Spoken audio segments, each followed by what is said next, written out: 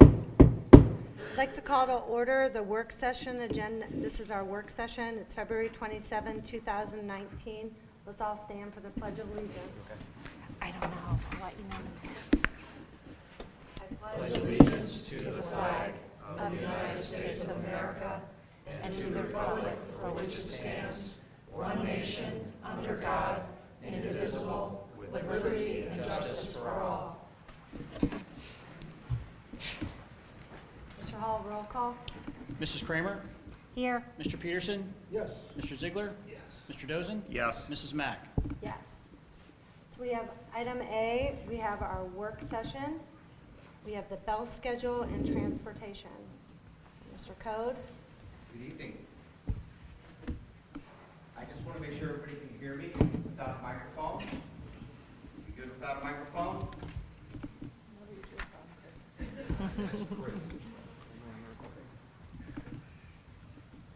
We're going to start this evening with some, if you're in transportation, what we consider rudimentary Yeah, I was information. looking for the link.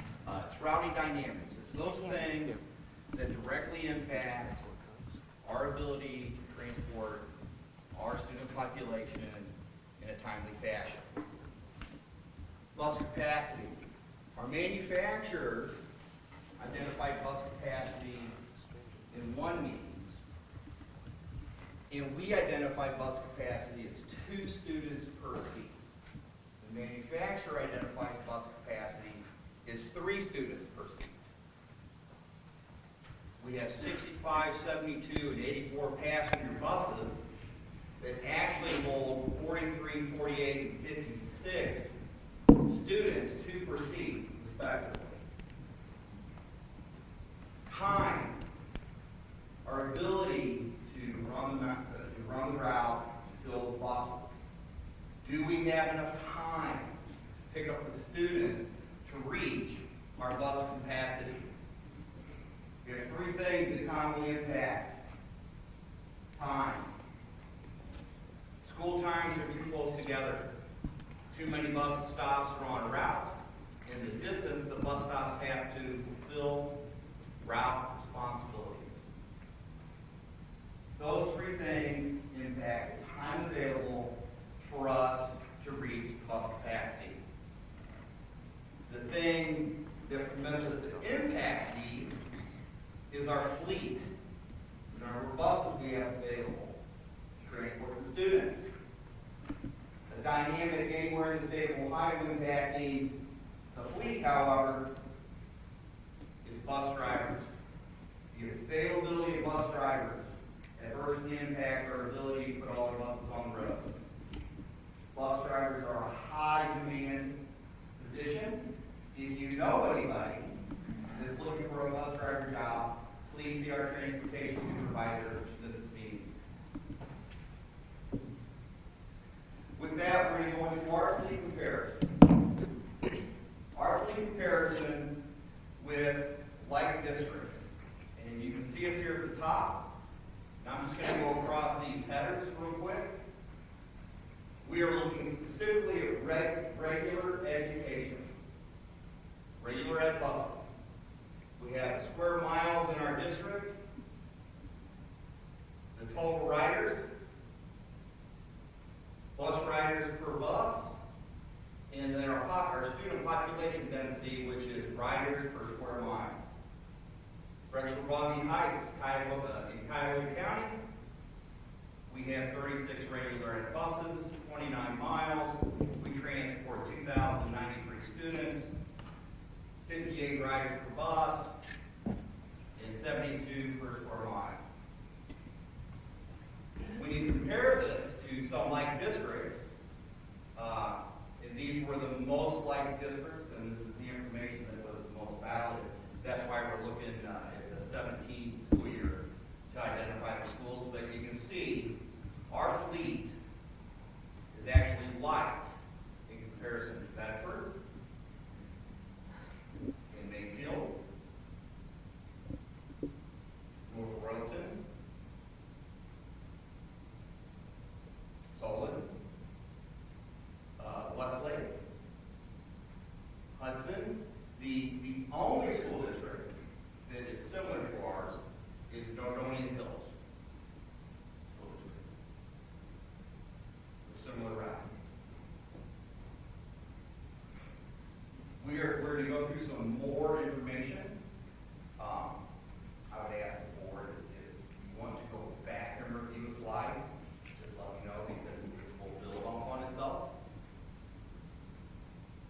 Chris, real quick, the 36, is that the total number in our fleet, or is that the total number that's on the road that we're using at any given time? Or are those two numbers the same? The 36 buses is what we are using to transport students, regular ed students. So we have spare buses, which would be utilized to support field trips, take a bus out of service and do routine maintenance, to fill in for when buses break down.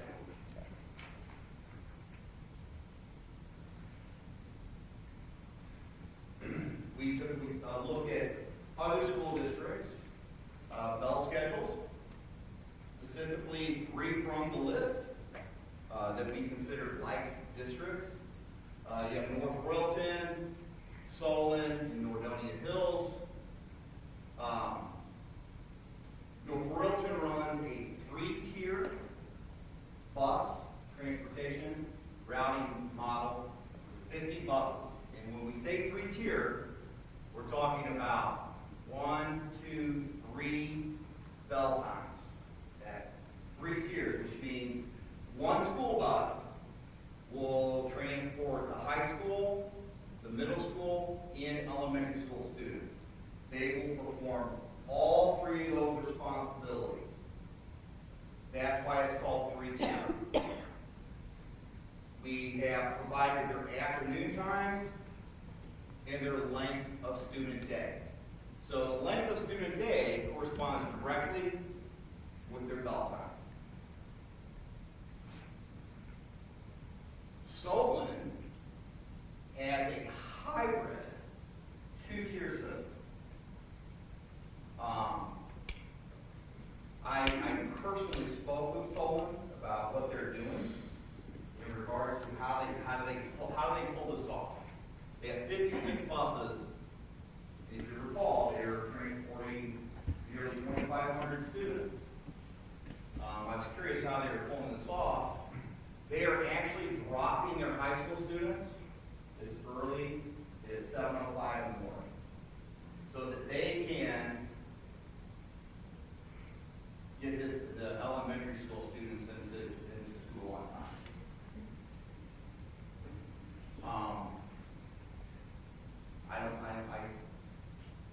I'm going to suggest that we do a similar thing here with our high school students. We drop them early. Not quite that early, but it's similar.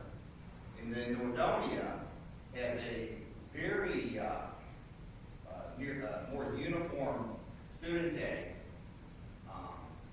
But I just want to point out that that is not a long time in the afternoon. And those conversations with Nordonia, they have similar struggles that we have with actually providing service in accordance with our values.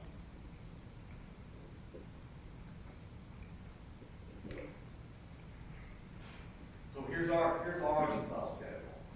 We currently run what is a hybrid 4-tier system, which means we have a number of buses that will transport high school students, middle school students, central school students, and elementary school students. And then we have a number of buses that will perform 3-tier routes as well.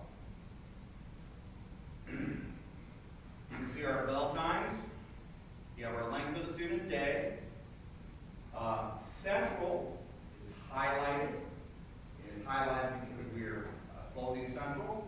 So that will be a tier of transportation that will go away with the start of next school year. So I have a question, just to back this up. Where did we come up, and maybe you weren't involved, where did we come up with the student day? The 7 hours, because I know that they have to go 1,100 is the minimum, the state minimum.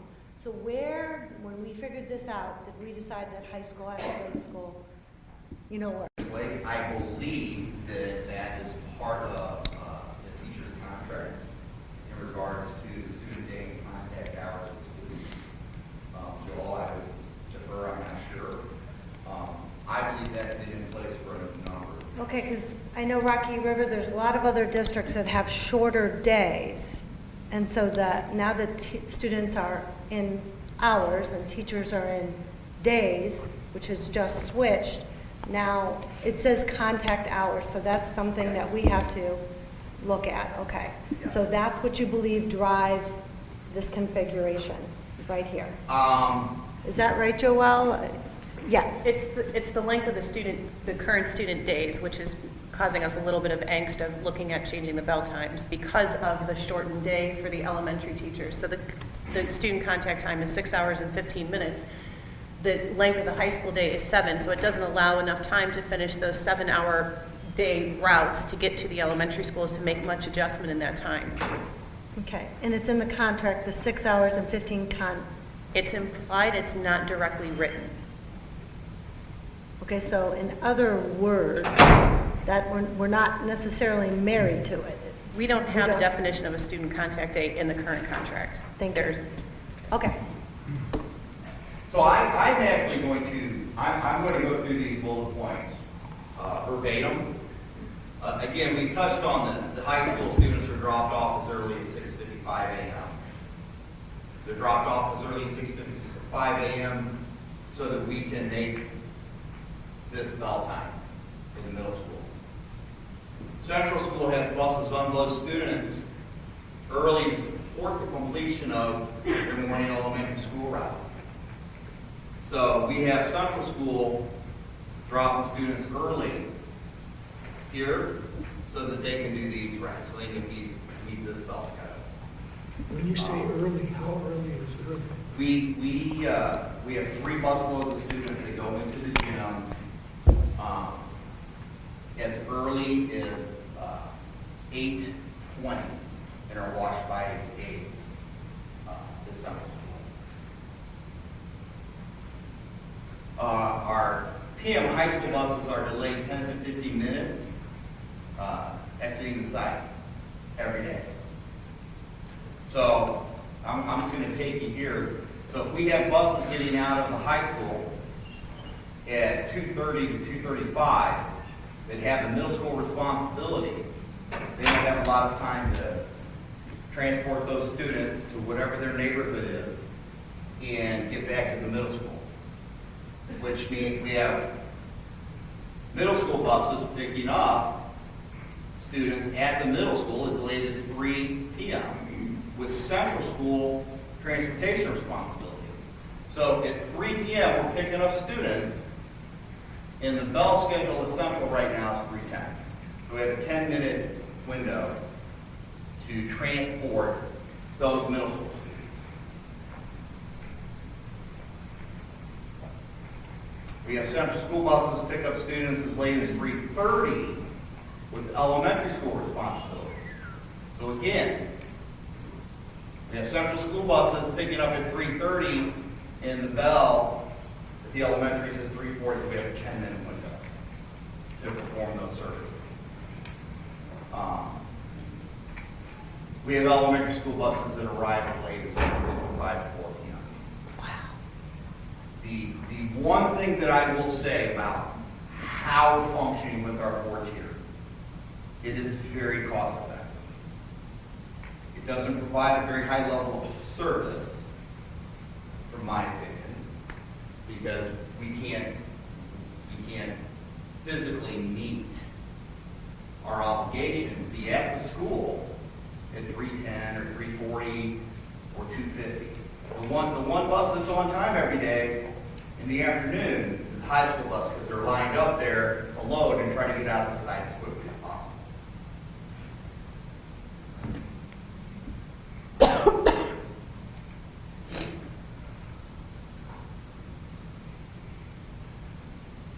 With that information, the following recommendations are being put forward. We're asking to increase our fleet by an additional 5 buses in advance of the start of next school year. We continually move forward with the 2 school buses that were approved in February by the board for purchase. One of those buses is a lift bus, a wheelchair lift bus. This would add 6 buses to the fleet during fiscal year 19-20. 20. We're working very aggressively to get drivers in, because we can add all the fleet we want. I'm going to go back to the first slide. Drivers are probably the most difficult thing that we have. So we could have 6 buses, and we might not have 6 drivers to put on those buses. Now, I have more confidence in Heidi than that, and she's doing a great job. I don't believe that will occur here, but that occurs at other school districts. We're working on substitute ways to try to drive a model that aggressively recruits drivers into our district. Recommending a commission that we commission a traffic study to look really closely at how we can get our school buses in and out of the high school and middle school in a timely fashion. Then I'm also recommending that we move forward to get the GPS installed on buses before the start of the school year. What does that mean? It means there's going to be an impact on our transportation services, operating costs, and capital expenses. There are 3 primary areas that we're impacted. We're impacted in our straight up basic, what's it going to cost the district to operate 6 additional buses? What does it cost to purchase 6 more buses? And then what's the expenditure for the GPS system? The Ohio Department of Education, average operating cost per bus times 6 regular ed buses, $65,000 a bus times 6, $455,000 annually, less our operating expense reduction from central school transportation tier, because it's being offline, with ODE indicating $285,000. We do a little better in Retro Robbie Heights. Our cost is $55,000 per bus times 6 buses, for a total of $385,000 a year. Again, less the central school transportation tier. So we have a range of operating costs, if we were to move forward with this, between $215 and $285 a year is what we project. We have already budgeted and are going to bid for the 2 buses. There's one 54-passenger lift bus and one regular ed bus, 84-passenger regular ed bus. The lease option is not available for those buses at this time. We have recommended the purchase of 5 additional buses. That would be 4 85-passenger buses or 65-passenger buses and 1 84-passenger bus. These 5 will be delivered in advance of the school year. The capital outlay for those buses is estimated at $412,000. If we chose to do a 5-year lease purchase option, we're estimating that that would be $88,500 a year over a 5-year term. If we move to put the GPS on 50 school buses prior to the start of the school year, and what that 50 would be, that would be 5 new ones, 36, and all of our spare buses. Projected installation costs and first year recurring expense is $30,000. So our first year outlay for that is $30,675. The annual reoccurring expense is $20,100. Are there any questions about this information? Yes. General question about traffic patterns. I know you're going to do the study, but how much impact do student drivers have as they're trying to go? It's a great idea. That's the big problem.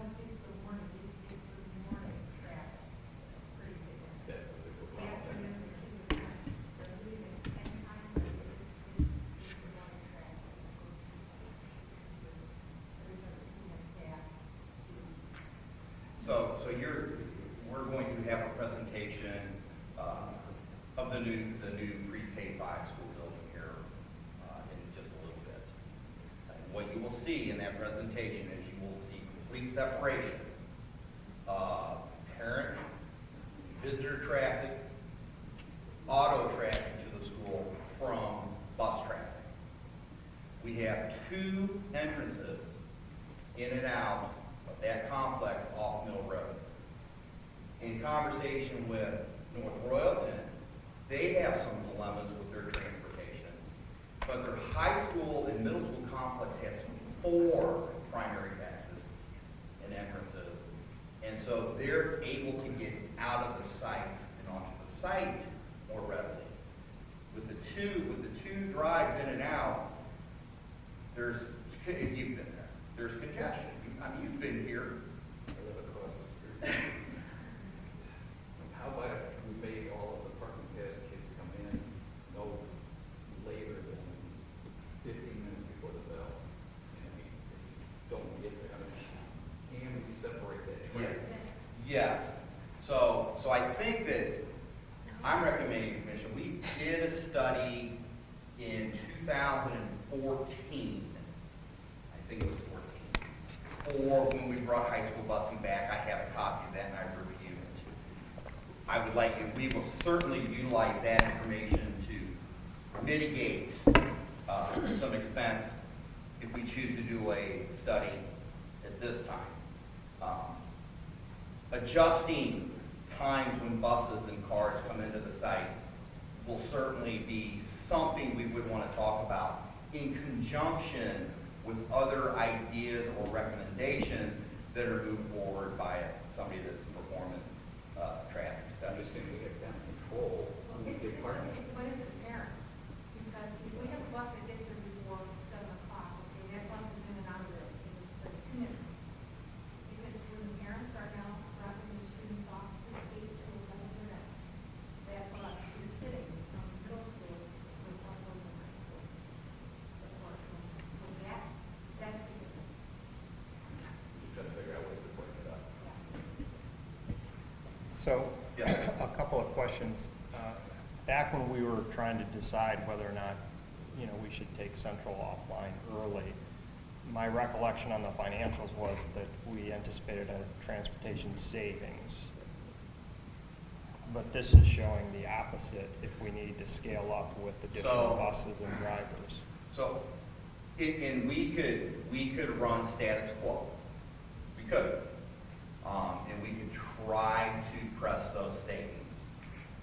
It will do nothing to impact our service. With the adjustment of the bell time and in conversation, what our presentation is moving forward is trying to provide service in conjunction or that coincides with what we're saying our bell schedule is. And that's what's driving that additional operating cost. So let's talk a little bit about why we're doing this presentation. It's a couple of things. So we had, when we had said that we were going to close Central, the first question that parents asked, the first question that teachers asked, could you please adjust the times of the buildings? The high school wanted to start later. The elementary schools wanted to start a little bit earlier. We got a group of our union members together to meet to talk about it because those start times are part of the negotiated agreement.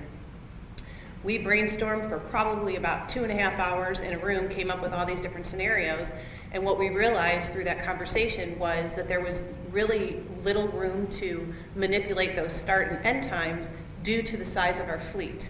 And then we took it one step further and said, okay, well, let's fast forward in 2 years when our building opens, we're going to be transporting 1,500 kids, something that none of our current 4 tiers do. At no tier do we transport 1,500 kids. We might transport 700 at the high school, approximately 900 right now, which will increase slightly when 5th grade moves up there next year, and about 1,200 at the elementary school. And the question we asked was, does our current fleet support transporting 1,500 kids when we need it to in 2 years? And the answer was, no, it doesn't. So the thought was, let's present this now. Knowing that we're going to have to purchase buses over the next 2 years because we're going to have to transport 1,500 kids at some point here. Let's come up with a purchasing plan so that it's not buying, 10 buses in 2 years. Let's see if we can somehow, kind of do that in stages. And by, purchasing or having 6 additional buses might give us some flexibility even next year to look at changing the elementary times, not necessarily being able to change the high school and elementary.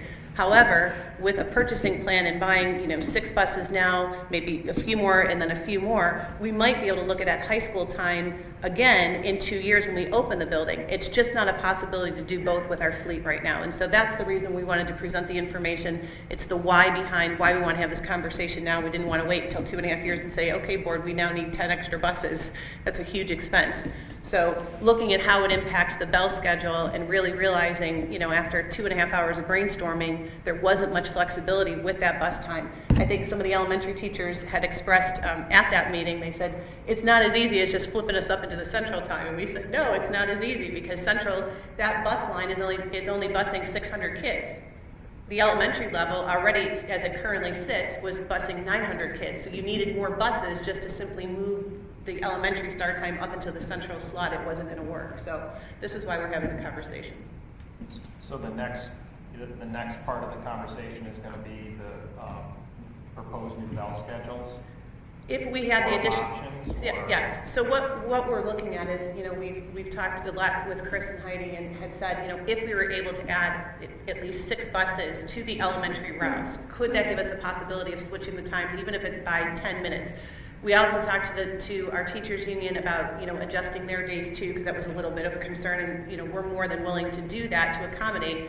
But it allows us that flexibility where right now at some of our buildings, dismissal takes 40 minutes by the time all of the buses get there. By adding those additional buses, we can get there sooner, which then will get the elementary kids home a little earlier. Even if we change the day by 10 minutes, they would get home possibly 20 minutes earlier than what they're getting home now.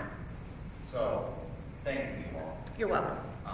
So, with the start of the next school year, we would have a goal to impact this directly into this, closer to this, so that where you're a high school parent, the Bell time might not change, but your student's not getting picked up at 6 a.m.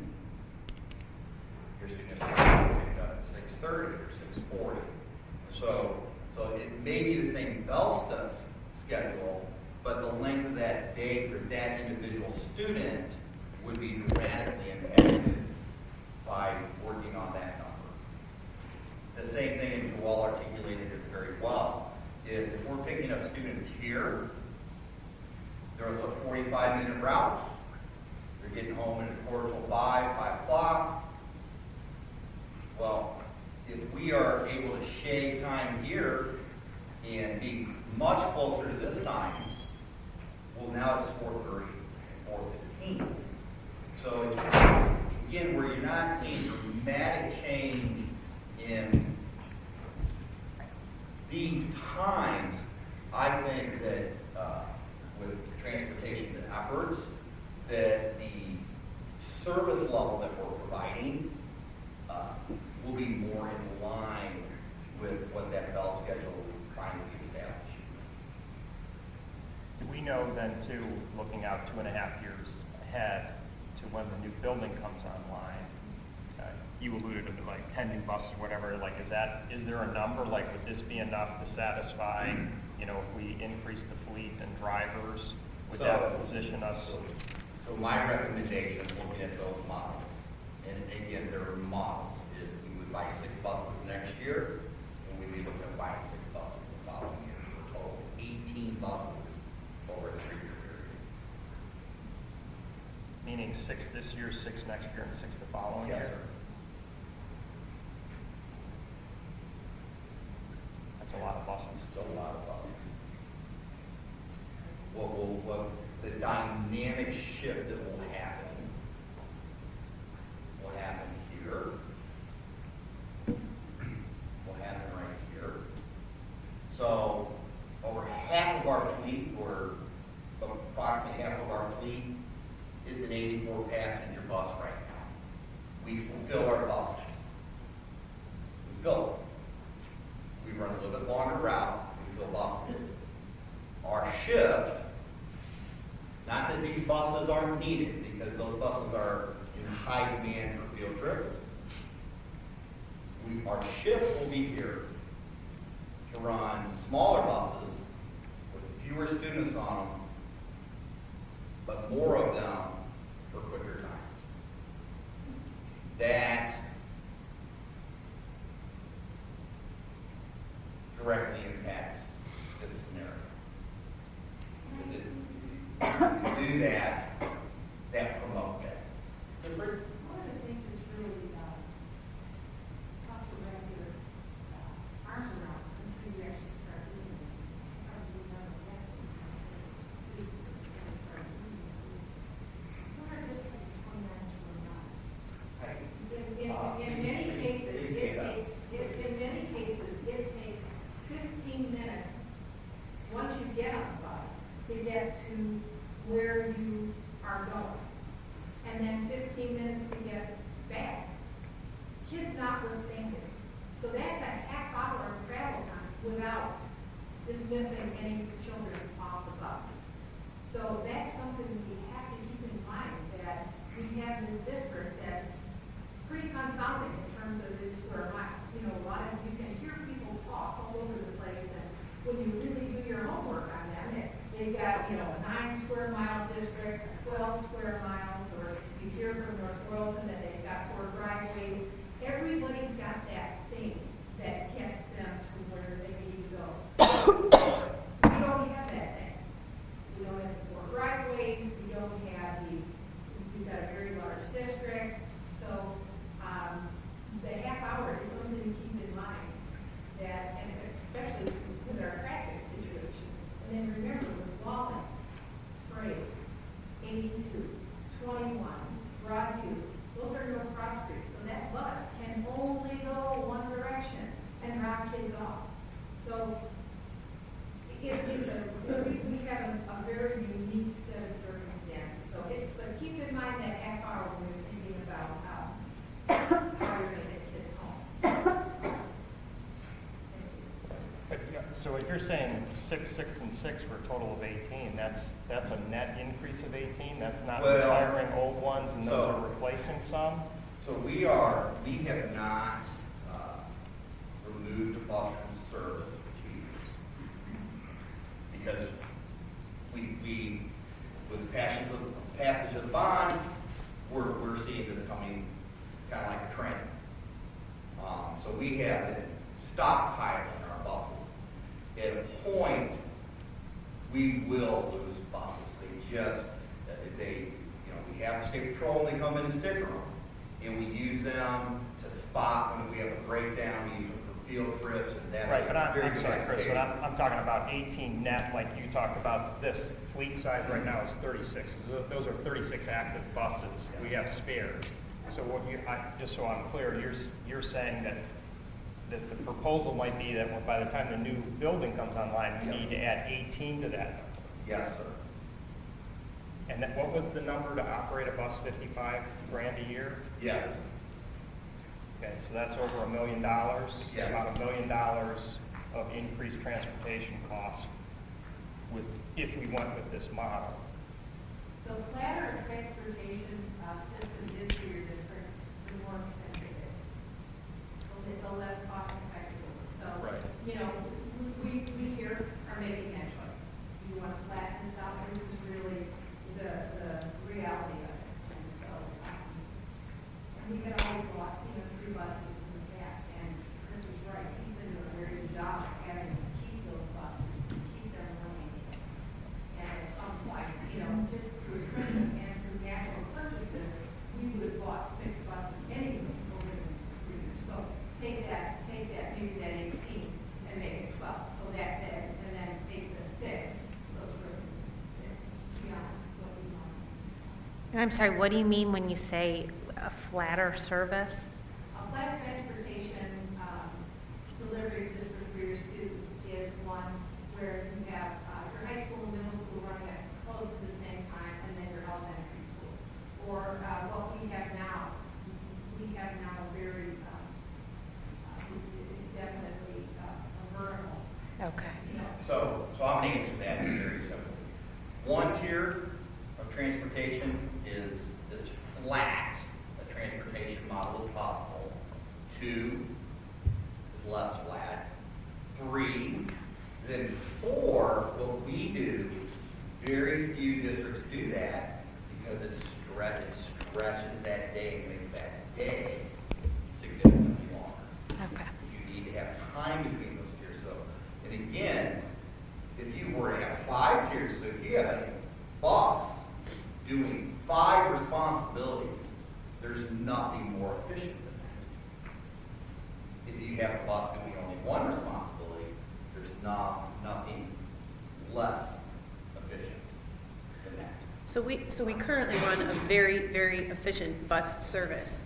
The problem with that, it doesn't leave us much flexibility to do anything with start and end times or, looking forward 2.5 years when we're transporting 1,500 kids, something we've never done. It doesn't leave you much flexibility to even look at times. And I know, even through the traffic study, and they were asking, what are your start and end times of the school? And, we weren't able to give them an answer because we know, our parents had asked us to look at the times to try to do that, and we're kind of stuck at the moment. We can't look at the times with our current fleet. So knowing we could then continue to have those conversations about, looking at those start and end times where right now it's as much as we tried, not an option for us.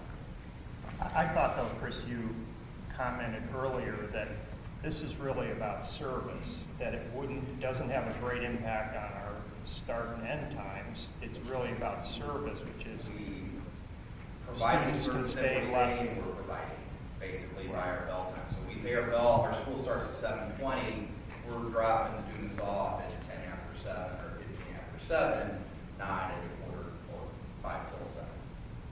Right, so over the years, as the district has tried to be as efficient as possible, the transportation department has played a huge role in that, and we have traded, if you will, cost savings for inconvenience for some of our families and students where they have to get up a little earlier, spend a little more time on the bus, spend a little more time at the school before the school day starts.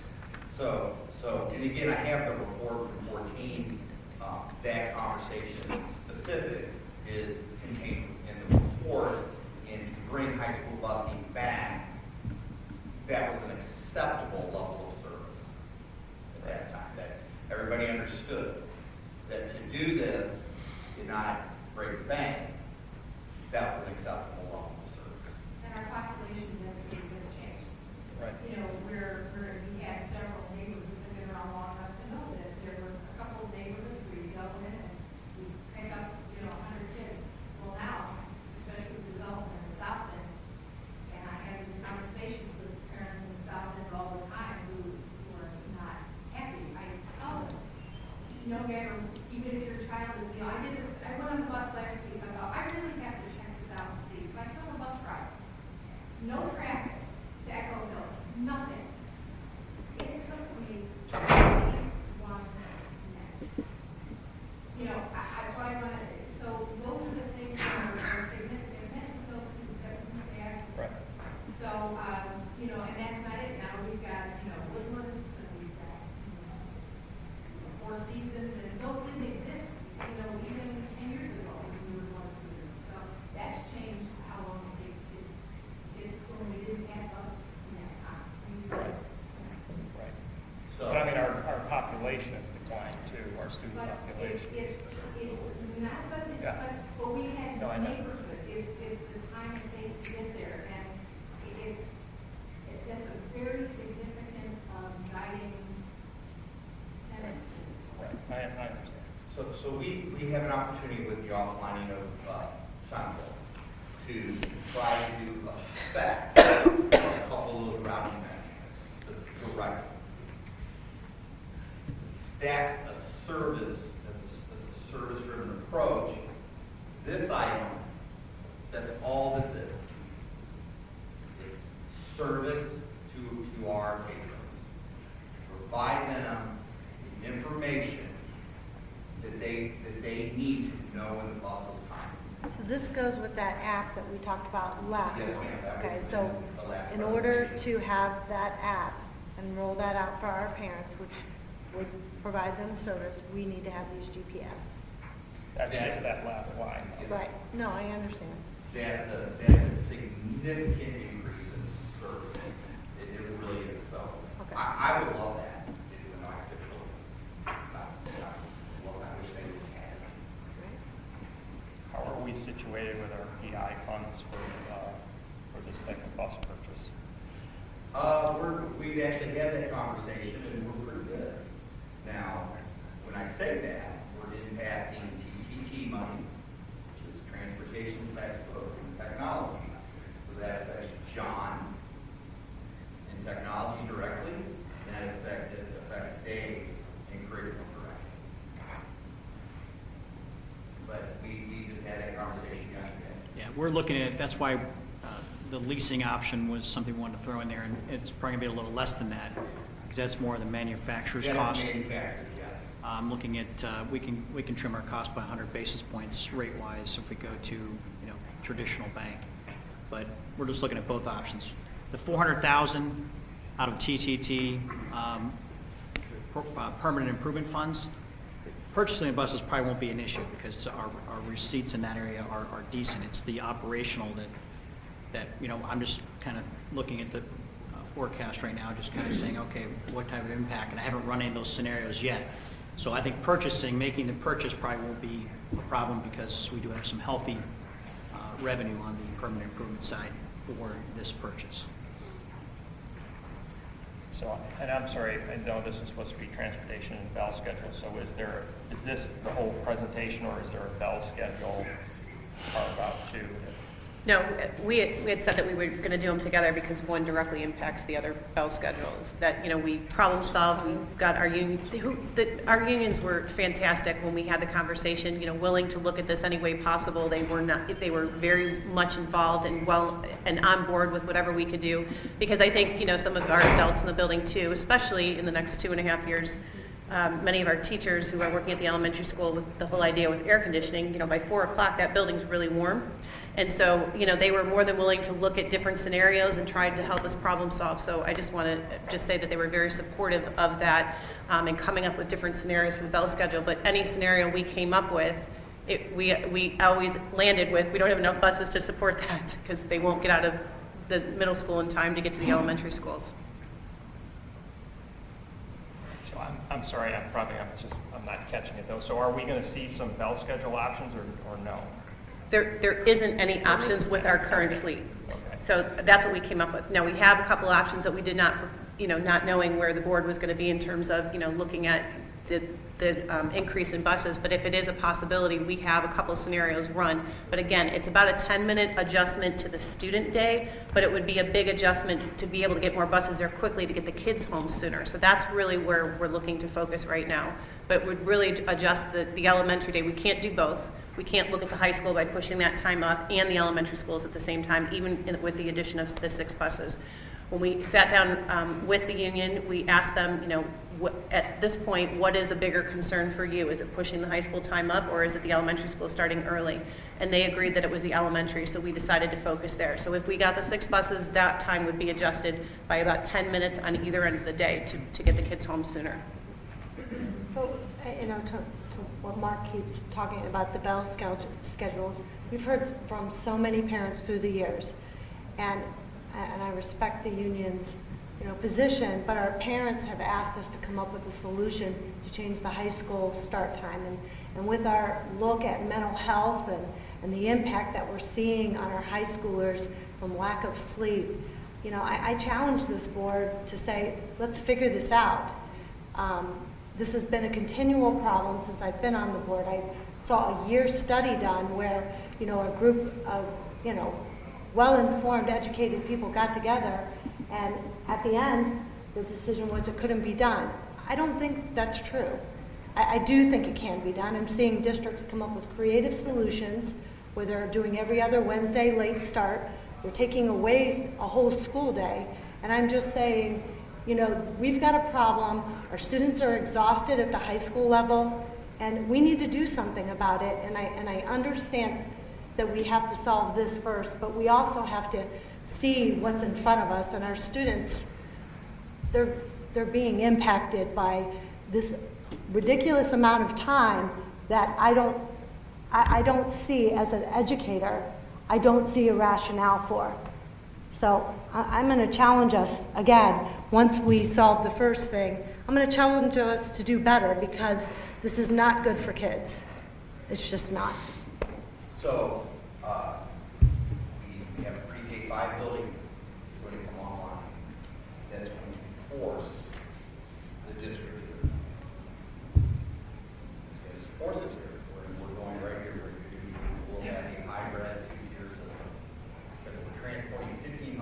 students filling up elementary school.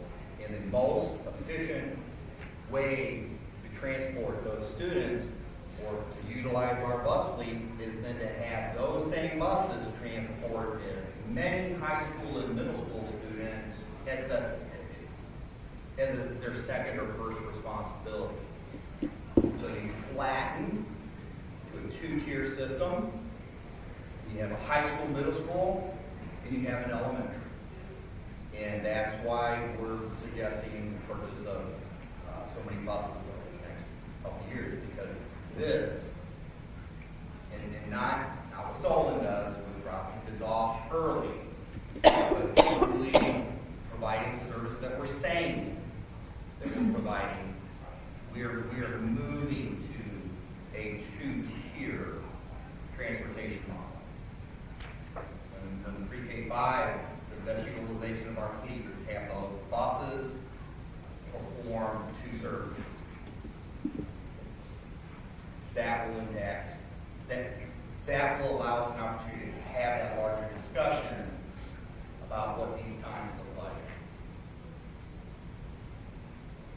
I guess my only comment would be, because I've heard some of this is for service, but then some of it also to allow for certain bell schedule options. So it would be helpful for me anyway, I don't know how the rest of the board feels, if there were some mock-ups of bell times that says, okay, if we went with these set of bell times, how many buses would we need for the most efficient service versus how many would we need to up the service level and allow students to not be on the buses so long, right? So that we have something, it's got to be a scale. It can't just be, we need to do bell times, we need this, right? There's got to be a minimum amount. So I know Heidi, you had mentioned, like, we could take our current fleet and still do what we're doing. It just would introduce a lot of challenge. So that preliminary work has been performed. It has not been refined. Okay? Those conversations with our staff are critical before we move something forward, produce something for the board. We're working in those areas. We have models. Some models are better than other models, but we're working through the process so that we have collaboration with everybody to ensure that the student day, the bell schedules, our population needs are met. Yeah, and the only comment I'll make on addition to that is that, when we went through the lean times in the Great Recession, right, and the community, was not able to support additional funding, the district made a lot of cutbacks, right? There were a lot of pain points everywhere, and a couple of the biggest was we got rid of high school busing, and we had 100% pay to play. So since I've been on the board, we've been able to restore that, okay? And one of the ways when we did that, at least as the boards that had those conversations, was we want to make sure that when we put this back, it stays permanently, whatever, you don't know what future board's going to do, but do it in a way that you are sound financial footing so that you don't need to come back the next time you have the financial challenges and say, we're going to take away high school busing, we're going to do 100% pay to play. So it would be good to hear what the options are. As I listen to this and I'm hearing 6 buses, 6 buses, 6 buses, 18 buses, $55,000 a bus, $1 million of cost increase, right? That's forever, and it goes up with inflation and everything else. I'm just saying we need to be really careful with this because we're signing up for something and possibly better service levels, which is great, but you don't get a free lunch. Better service levels cost more money, and not end up in a situation where we ramped up the busing, we made all the nice, convenient, less time on buses, smaller buses, all this other stuff, and then, 5 years out, financial problems, and we need to undo what we did. So I think we just need to be careful which direction we go in, that we don't sign up for something that's a cost model that we spent years refining and getting efficient, and now roll back the other way. It would just be my No matter what, we're going to give the buses in free care. Yes, sir. No matter what, it's timing. The sooner we get them, not are we going to have to get them. We have to get them. correct. It's just how many. The elementary, you're going to need those buses because elementary school. The 6 you will, not 18 potentially. That's what I heard. And when we move to what I would suggest is a two-tier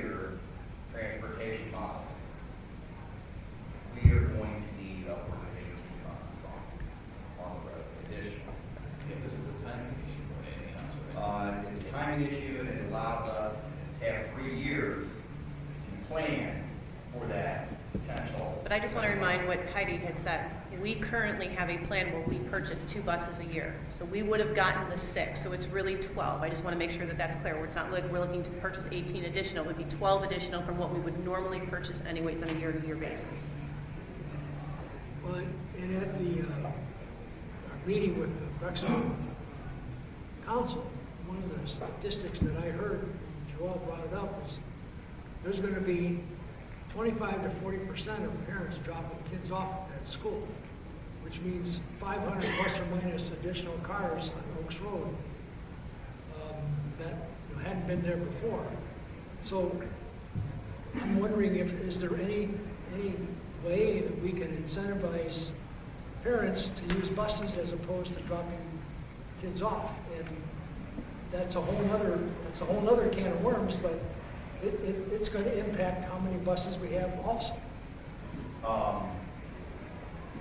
And I'm going to throw it out there, there's a school district out there that doesn't allow parents to transport their kids. That's a heck of an incentive. And there's They don't allow. there's a private school that has a whole different pickup system where the educators put them in the car so the parents aren't getting out and not pulling out. I mean, there are some ways to do I understand things that, differently. but again, that's going to impact the number of buses that we're going to need also. Well, you're right, but How do we get kids out of Combine parents' that. cars and into buses?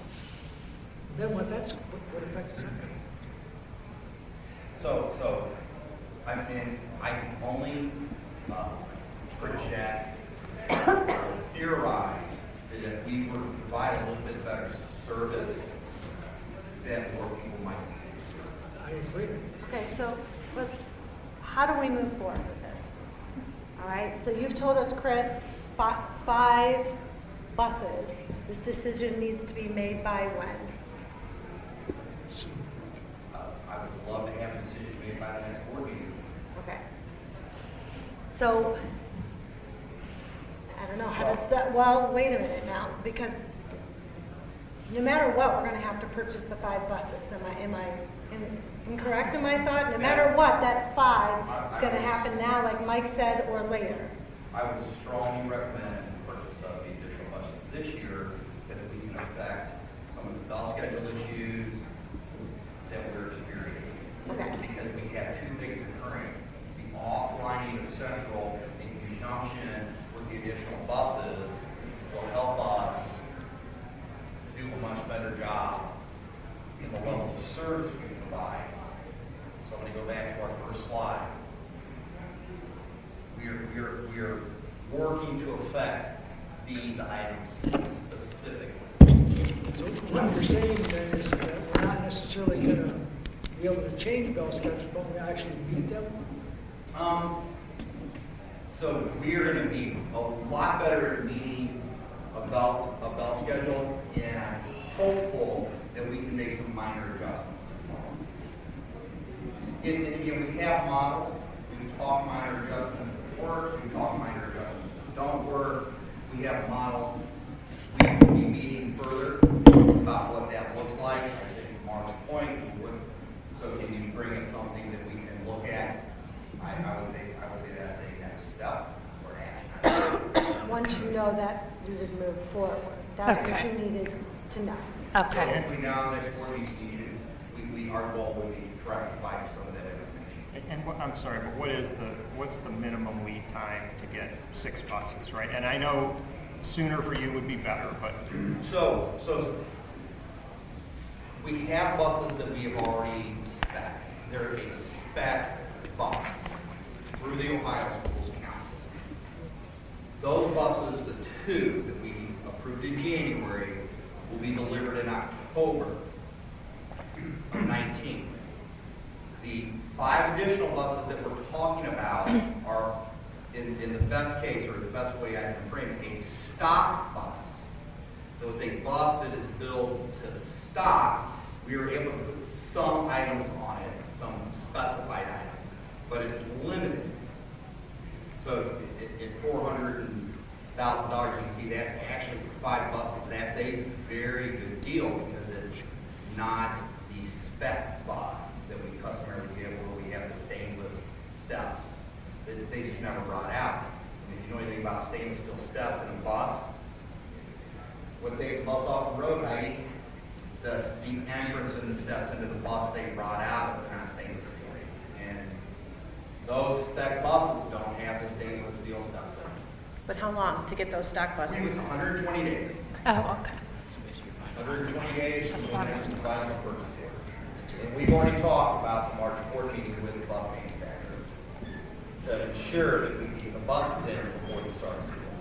So is it possible for our next board meeting to have, or even before, to have some options laid out, much like when we look at Central, right, the options there, you know, and one option could be, could we get by with not buying any buses, even though that may not be practical, just to, like a tiered thing. It's like, okay, you could buy, what's the bare minimum to get us by? If you're looking at what it would be the bare minimum versus what would be the Cadillac. I can answer your question, that question today. Right. Yes, we could not buy buses. We could. And what would happen is our time between schools Right, that would adjust, right, and we would be looking at longer school days. right. So like that, it would be helpful, I think, for the board to have those options laid out, saying option one would be you don't buy any buses, but here's the impact of that, right? Option two is we buy 4 buses or 2 buses, or, you know what I'm saying? Yes, So sir. it's a tier. Okay, Anything else? okay, so we have a plan going forward for March, is that correct? Yep. Good. Thank you. Thanks, Chris.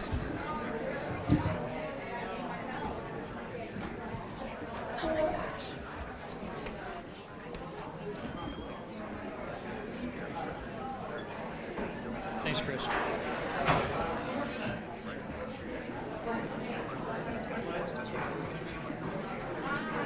Thank you, Heidi. Heidi, thank you very much. Model after model after model. I know. How are you? Good to see you. Thanks. Thank you. That meeting was real. Oh, hey, It was you know, real. Go on and I feel kind on. of lonely too. Yeah.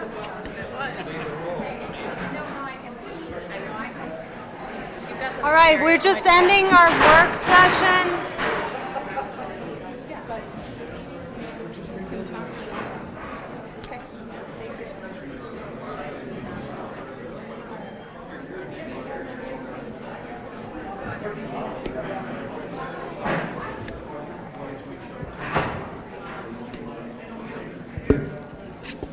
Hi, welcome. Thank you for coming. We're just ending our work session right now, and our next item is our presentation. I'd like to welcome all the city officials that we have here. We have our 2 mayors. If you wouldn't mind standing up and waving, I'd appreciate it. We have Mayor Ruby, Mayor Ally.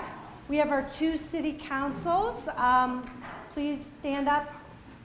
Brecksville City Council, please stand up and introduce yourself if you would not mind, since we're recording.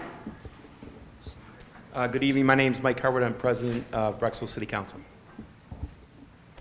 Good evening, Kim Veras. Hello, Jack Petchy. Lou Caruso. Laura Redinger. Good evening, everyone. Dennis Rose. Thank you for coming. And we have Broadview Heights City Council. Good evening, Glenn Goodwin. Brian Wolf.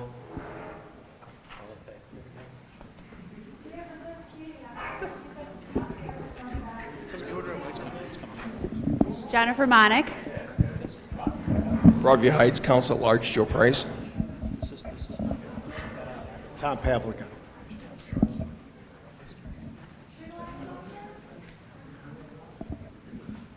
Okay.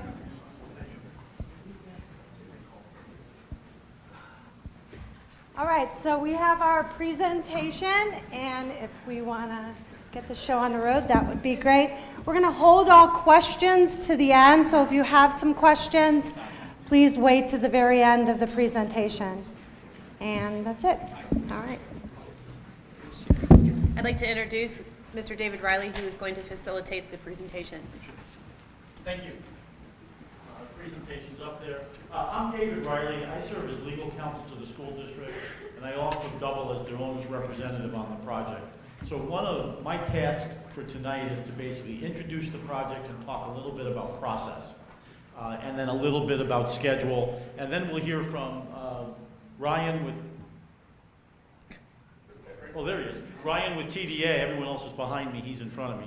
Ryan and Chris Smith with TDA will present the schematic design of the project. And what we're really looking for as a reaction from our decision makers is, are we pointed in the right direction? Is that design, you know, a two-story academic wing? Is that what you want to see, or more of a one-story build? Those kinds of things, are we in the right general direction? Because it's still fairly early in the project for design. And then our Shook partners on the project will talk a bit about where we are in terms of finances, a little bit about schedule too probably, but mainly focused primarily on finances. You get the first?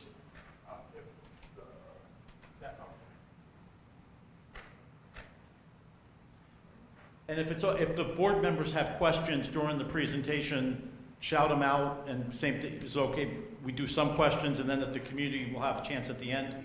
That sounds great. Okay. Thank you. So if city council members from either side have questions, at that point, if we're not being clear, you know, raise your hand, shout out the question, and we'll try to answer it as best we can. I will try to facilitate all the questioning just so we don't have everyone trying to jump in. And since I love the sound of my own voice, it gives me a chance to keep talking as much as possible. I was elected from the team members as the presenter, or the initial presenter, because I was absent from the meeting when that decision to say, this is crazy. One of the things we've done with construction projects over the last few years is we always want to check for understanding and take a snapshot of the project, recognizing that this is something of a moving train, but we want to find out where we are. So we have some very intentional points at which the architect puts down their pen and they hand it over to the construction manager, and they talk about where we are on budget and ways to become more efficient. We're always striving to be as efficient as possible with the project because we are spending public dollars. And we recognize, everybody on the project team does, the tremendous sacrifice both communities are making for this to happen for the children. It's a lot of money that's being spent here, and we need to be accountable for every penny that's been approved by the electorate. So one of the tasks that we're always doing, and I say we, I'm seldom at those meetings. It's really the architect and the construction manager talking, but I will take credit when they do something positive, and if they do something poorly, I will blame them. We're always trying to talk to become as efficient as possible. And everybody can introduce good ideas. We met recently with the city's engineer to talk about some site issues and perhaps some ways to be more efficient in how water gets delivered to the site through some things that the city might be able to do. So we're always looking to get as efficient as possible. But when we do stop, you'll see the first thing is schematic design. It means absolutely nothing to most people, but there's probably about 20 or 25 drawings that the architect has prepared at that point that identifies generally what the building's going to look like. There's a narrative as to what kind of systems are going to be in there, a floor plan, you know, where is the kindergarten wing going to be in the building, where are the 4th and 5th graders going to be, those kinds of things, where's the cafeteria as compared to the field house, all of those kinds of adjacencies are there, and we make an estimate. Now again, what you'll hear is this estimate is based on, it's not the final documents, because the final documents will be 300 sheets? Sure. Approximately 300 drawings will be in the final set. This is based upon about 25. So it's very early. But what we're trying to do is, if we know we have an issue, we want to assign money to it. So if, for example, one example, just to pick one, is we haven't seen a traffic study yet. It's being commissioned. It might even be completed tomorrow. I'm looking at the city engineer. He said end of February. Well, we don't know what that traffic study is going to say yet, but we want to make sure that we have money if we have to widen the road in the estimate. So Shook has said, we don't know what it's going to say, but we have this and this if we don't have a traffic light. We don't think we're going to need a traffic light, so we haven't budgeted for that yet. If we wind up having to put a traffic light in on Oaks, then we're going to have some additional project challenges we have to deal with. But we know there might be something we have to do on traffic, so we've put money in the project to address it. So around the end of November, the team finished the schematic design drawings, and then Shook does an estimate, and our architect does an estimate. So we have both entities estimate the project, and then they get in a room and they discuss it to make sure they're on the same page, that they're both seeing the project from the same perspective. The one thing we don't want to have happen is 6 or 8 months from now, all of a sudden, we go to market and we are tremendously surprised. So we have two estimates going on, and they have to reconcile their estimates to make sure they're seeing the building the same way. And even one of the first things you have to do is agree on what's the square footage of the building. You know, little things like that take some time. The next phase, which they're starting to get into, and again, one of the things we know with absolute certainty is that at the schematic design, we've already made changes. So there's already things changing on the project, but you have to stop and say, this is where we are at any given point in time. And we're always trying to move from unknowns to knowns as much as we can. Design development documents largely means, and that's the next phase that we're into now, the engineering starts happening.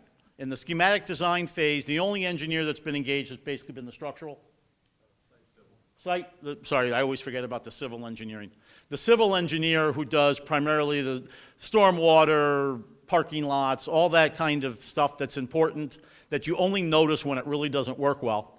And the structural engineer who's designing basically the steel, so we have some idea of whether it's steel or masonry bearing. That stuff's been it hasn't been fully designed, but it's been enough that you can start making estimates on. But the mechanical, the electrical, the plumbing, all of that stuff starts happening. Educational technology will be happening all during design documents. And what we're going to do is we're going to come back again to the teams, all three entities, and say, this is where we are, and we'll do an estimate again. Both sides will. So again, sometime around June, we'll know a lot more information about the project. We'll have the traffic study. We'll have conversations about the best way. Got distracted by the runners. We'll sit down again. These guys will go through the same process. Architect will generate an estimate. The Shook will generate an estimate, and they'll sit down and have to reconcile, and they'll report back to the teams to say, this is where we are. This is where we see the project. 3 months from now, there'll be more information. Eventually, we're going to do what's called a guaranteed maximum price documents, GMP. There's been a major change in construction law as to how public bodies can procure work. It used to always be in Ohio, when we were one of the last 2 states to modernize our public procurement construction laws, that you always had to bid everything out to the low bidder. Well, we've now moved to a process where we can enter into a guaranteed maximum price amendment to Shook's contract and shift risk to Shook. What Shook is going to tell us during that GMP phase is we will guarantee that if these documents do not change, your price is X. And they'll have some assumptions and clarifications, but we'll negotiate that document so that we will shift risk of weather. You know, we know it's going to rain somewhat, but they're going to buy a lot of that risk and they're going to manage it. And if the market is differently or something happens in the market, for example, the president announces there's a new tariff on steel, purely hypothetical, well, that's on Shook at that point. If it hasn't already happened, we look to Shook and say, you bought that risk on when we signed that contract. And we're going to come back to both parties and say, this is the cost as it sits here at the guaranteed maximum price, and we're going to get approval. And that GMP document will run, it's probably 60 to 70 pages. There'll be a detailed estimate that will run about 40 pages, assumptions and clarification, there's a project schedule. All of those kinds of things occur in that GMP phase of the project. Conform documents are the final documents. We'll enter into a contract based upon what's usually a 90% construction documents, maybe the trophy case outside the gymnasium. Bad example here because we probably don't have one. But those kinds of things might not be fully drawn, but it's inferable by Shook that they know what's going to go in that blank space. The last 10% gets done, and then we're off to bidding, and hopefully we're looking at a project completion around 2021. What's a little unique about this project is we have to obtain various other governmental approvals. Not unlike the adjoining school district to the west, North Royalton, is facing the same issues. There are wetlands on their site, and once you have wetlands, you have to engage the federal government and the Ohio EPA, Federal Fish and Wildlife, and a whole series of other entities have to opine to make sure that we are as minimally intrusive as we can be. The wild card there is whenever we have to get a governmental entity to approve us, I am reminded of Ronald Reagan's, I think it was the scariest 7 words in the language, "I'm from the federal government and I'm here to help." I think that was Ronald Reagan's quote from, I'm looking at an audience and realizing many people might not have been alive when Ronald Reagan was president, but I remember the man. We have to get their approval. And there are timelines that they have to act, and if they take the maximum amount of time all the way along, this schedule gets very hard to hit. However, the city of Brecksville has been engaged with the U.S. Army Corps of Engineers for some time on this site. We've talked to them. They know it's coming, that our submission's coming, I think, today or tomorrow. Today it was submitted? It was submitted today to them. They know it's coming. We're expecting that we've worked through all the issues. In fact, as the Brecksville Council knows, you took action recently to buy credits in anticipation of what the U.S. Army Corps of Engineers is going to ask at a efficient cost, shall we say. It would save money to buy them today versus waiting for the Army Corps of Engineers to make the decision. So we're doing as much as we can control to be ready for that, but if we have another governmental shutdown and the Fish and Wildlife folks, the Army Corps of Engineers worked during the shutdown, but I'm told the Fish and Wildlife federal folks were furloughed, so they have a backlog.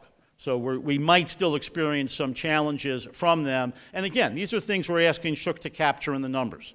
So Shook is kind of our rainy day, the gray cloud is always about to pour, open up. Architects are kind of, hey, it's going to be sunny and we're all going to be happy. So they go back and forth to make sure we wind up in the right place. Let me pause. Any questions? So all these documents that you're talking about, they will become public documents? Oh, absolutely. They are created? Yeah, schematic design documents are available for anybody who wants. GMP documents, okay. Yeah, everything's a public record. I don't know where they exist at the moment, but we can certainly put them on file with the treasurer. The GMP documents will be approved by the Board of Education. That document will be, we're going to provide it to you a week or so before your board meeting. Same thing to council, to make sure everybody has time to read it.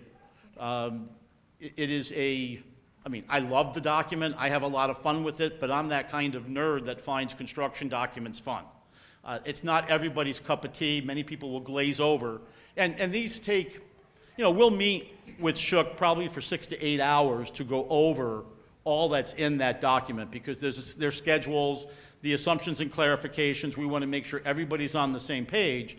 And if they have any questions, we hired Shook because we think they're smart people.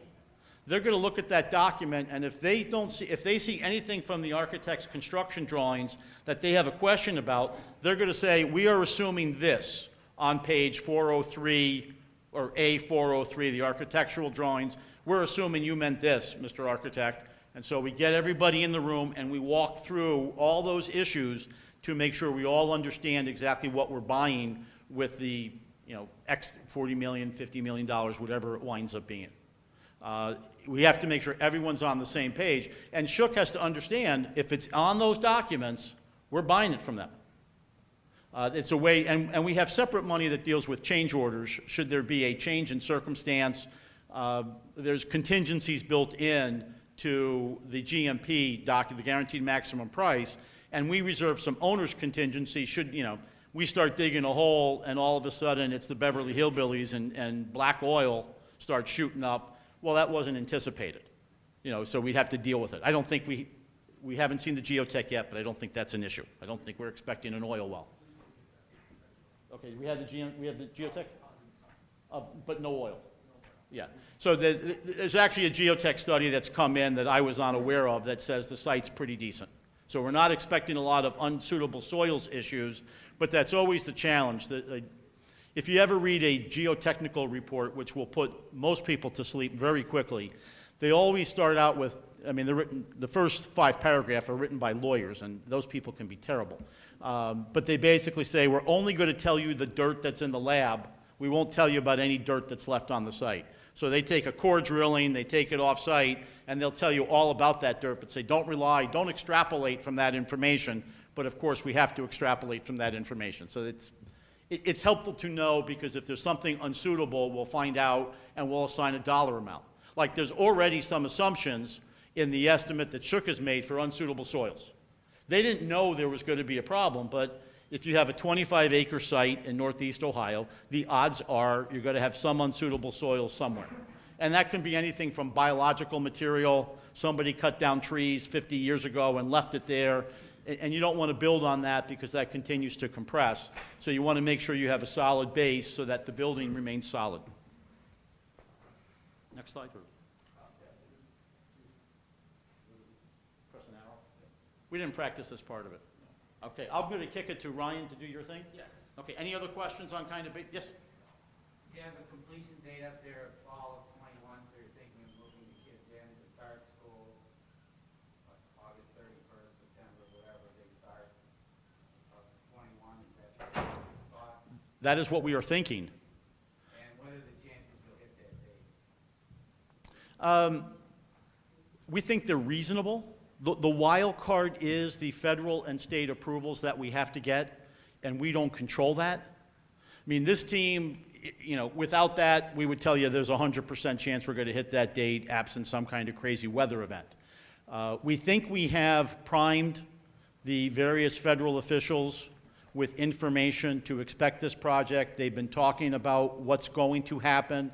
They've seen the rough early site packages. They know it is coming. We think they're going to be, we've done everything we can to ensure that they're going to approve the project timely.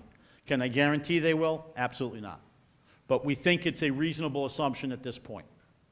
And then what is the construction start date, assuming everything goes well? October 1? No. Of this year. Yeah, so it's a little 20-month schedule to build. Is there any thought about design build rather than That's one of the other permitted methods under the code. To date, most schools have, well, there's only been 1 or 2 design build projects for schools. One of the challenges, and one of the things we all rely on is kind of the OFCC, the Ohio Facilities Construction Commission, which is the leading builder of projects in the state. They generally, if you do design build, you still have to have a criterion architect. And you lose I won't say you lose, but it's a little bit harder to control the ultimate cost of the project. So it would be an unusual approach for a school building to go design build. We've done them with projects of smaller scale. You know, a 20,000 square foot addition to an elementary school where you're basically doing a gym or something that's fairly cookie cutter, or double loaded corridors of classrooms that are pretty straightforward. We've used design build. I have worked on projects using that. You don't normally see it on projects of this complexity. Because when you think about a school building, remember, we're building a restaurant, we're building an athletic facility with the cities, the field house, and you're also building all these academic areas, and they all have, and a library, and they all have, we now call them media centers, or there's probably some other term I've missed out on. But they're fairly complicated buildings with a tremendous amount of technology in them. Do you have a percentage of what the contingencies are going to be for a change order? Is it 3% right now that we're holding? We're holding 3% for owners' contingencies in the budget, which is for our things that we change our mind about something, or things of that ilk. And Shook bid 2.25%? Yeah, then there's the construction manager contingency of 2%, which can only be used with the owner's consent. So if, for example, we've had a lot of, the worst thing in the world is rain on Monday, because then the site is wet Monday, wet Tuesday, and you wind up, and if they want to come, usually the number one use of the construction manager's contingency is to maintain the schedule because of lost days due to weather. So usually they'll come in and say, we'd like to work a Saturday crew, and there's overtime or whatever, and so we only pay the overtime portion because we already bought the straight time, should have happened that Monday or whenever. So there's that conversation, but they have to get our approval. Sure. Other questions? Before you actually get to the fun stuff, which is what the building's going to look like. Not that my part wasn't fun. I feel sorry for these students who have been assigned to come to this meeting. But, Ryan, take over. Thank you. I'm Ryan Schmidt with TDA Architecture, also Chris Smith with our offices here. We've been intimately involved in this process, and thank everybody for attending tonight.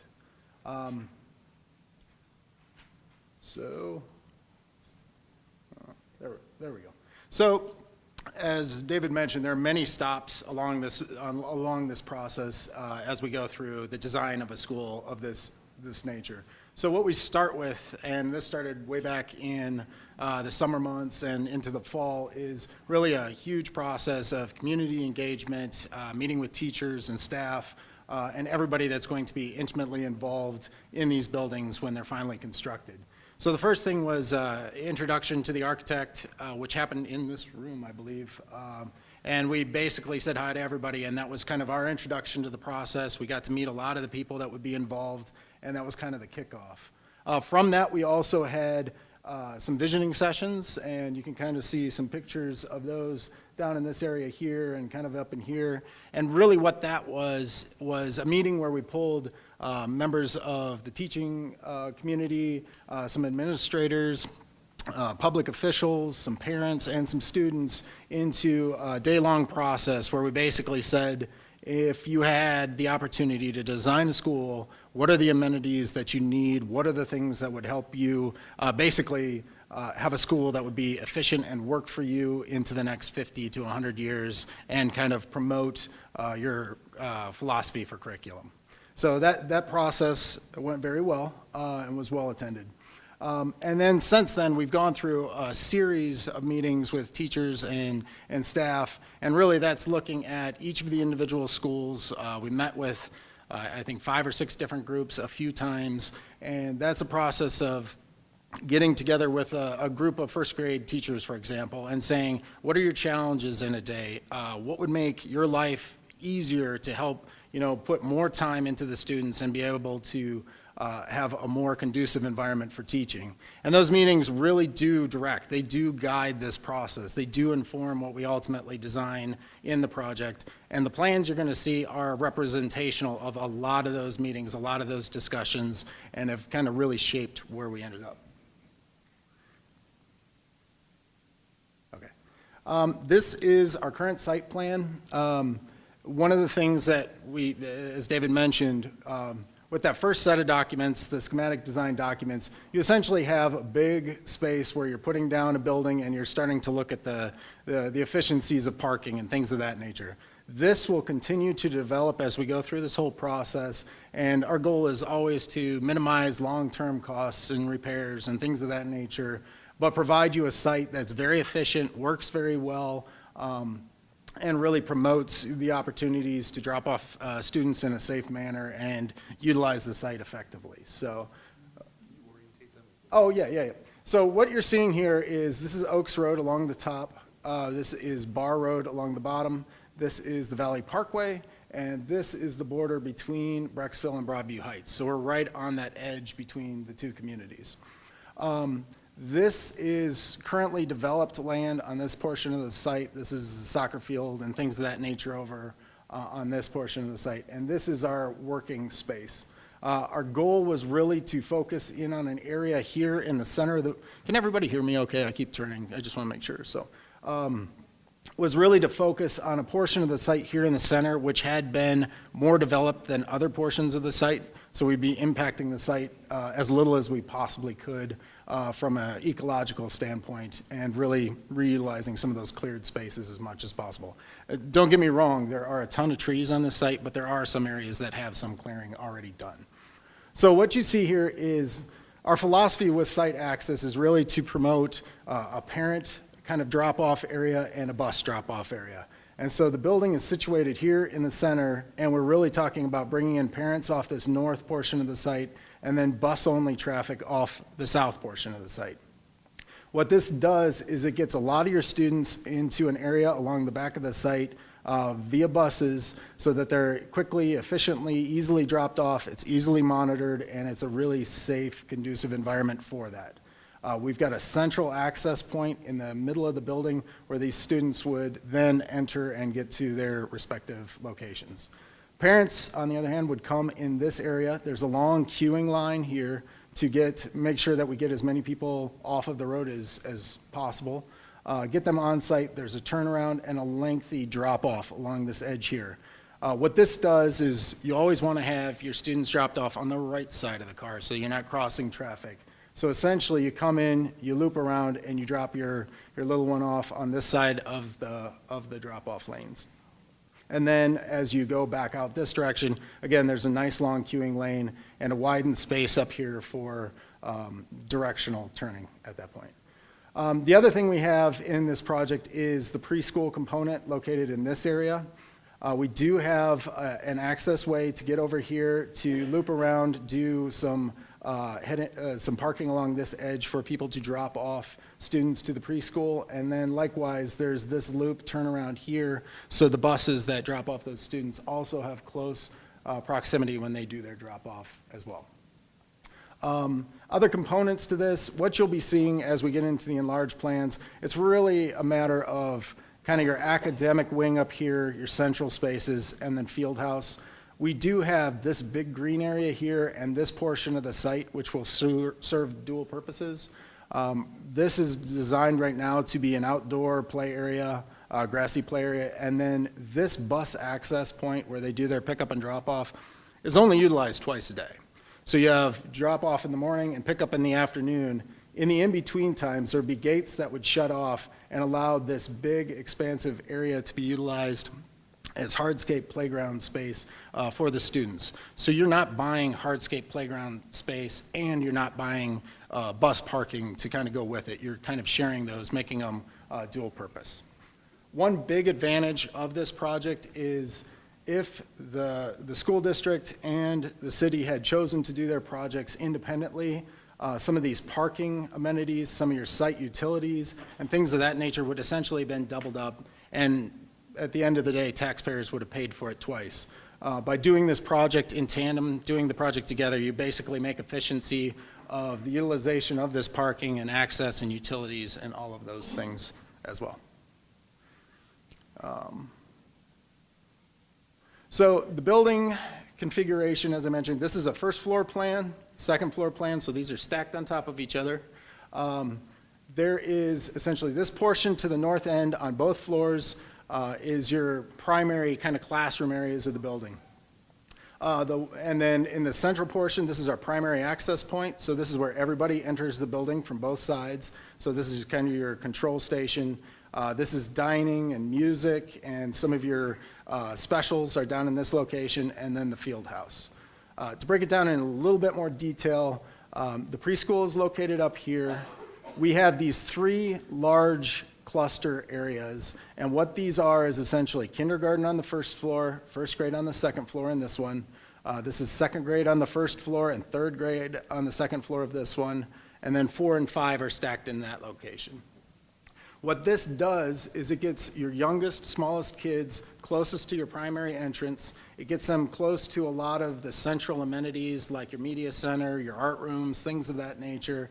And it also puts them in proximity to the preschool so that there's that kind of age development that happens through the building. As it kind of moves around the building, it's kind of a step. And so there's some interaction that is possible between those age groups and beneficial.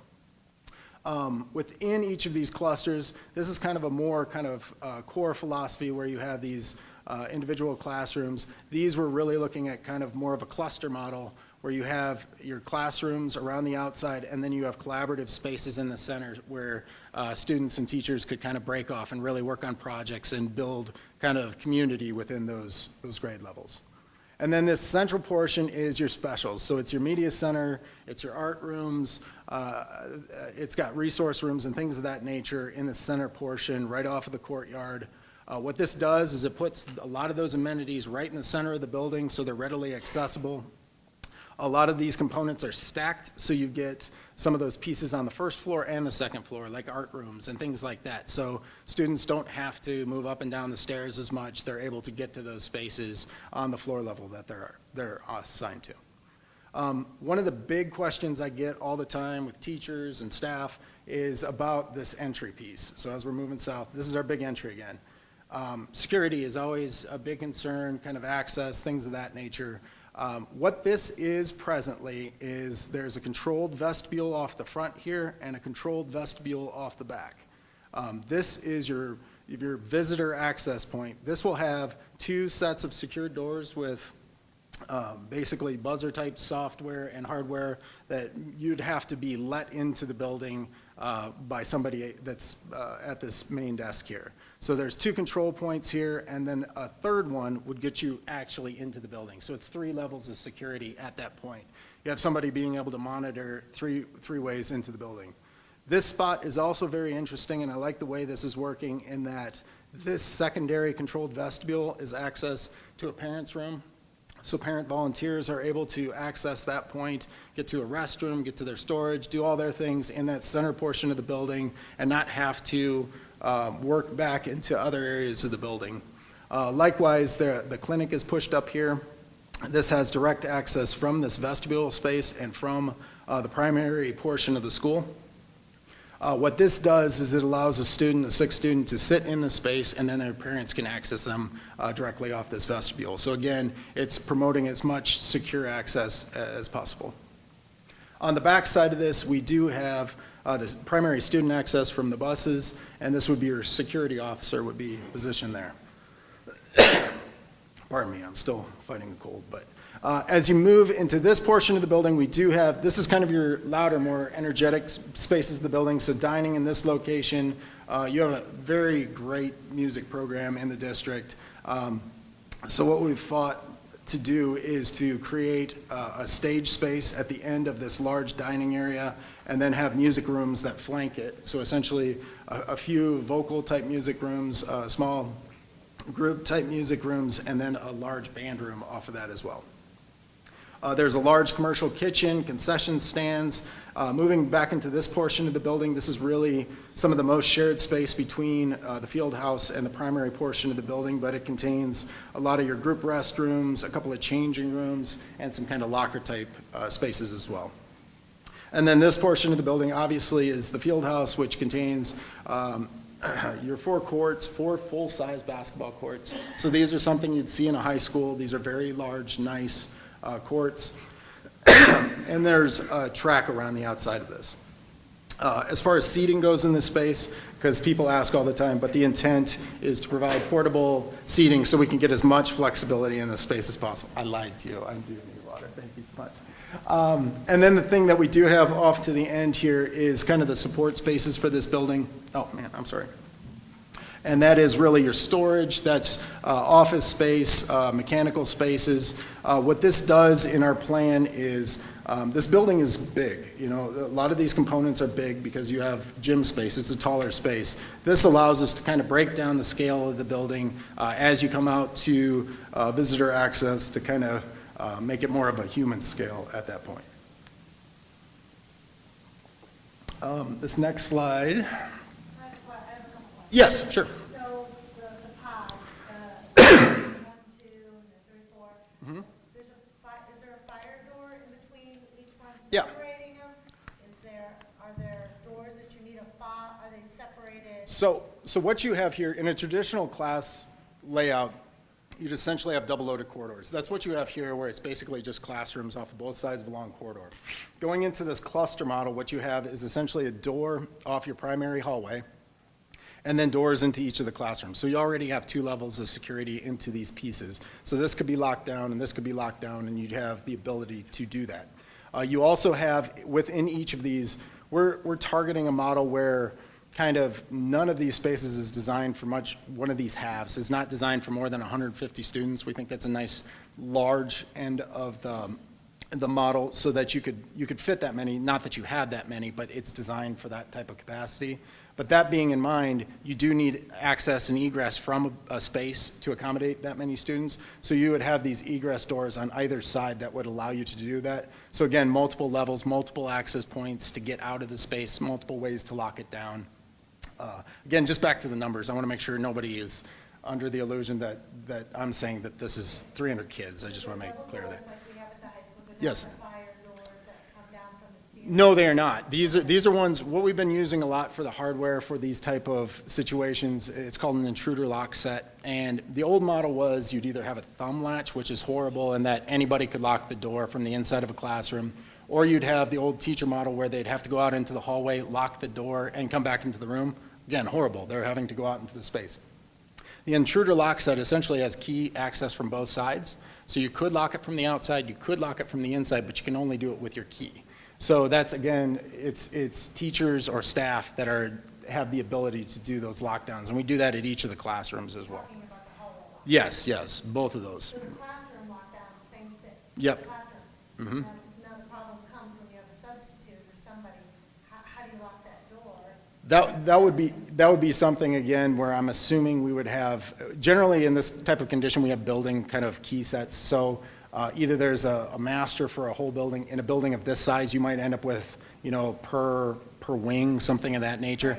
But you would have somewhere in your administration, maybe the principal for a grade level would have access to a spare key that they'd be able to lend out to those types of people, because you do. Just having been in a school you've designed, Mhm. it's become a continual problem that when we have somebody in our room that's not us, we can't lock it down. And the principal's running these lockdown drills. They don't, and in a quick second, there's this inability. So I didn't know if something is evolutionized, that has changed that or solved that problem. That's still kind of the running model that we see most frequently. I mean, you can get very creative and spend a lot of money on, electrical types of lock sets and things of that nature, but that's something where you're talking an extra couple $1,000s a door, and it's not something most people have the budget for. This model, those pieces of hardware are great. They're very durable.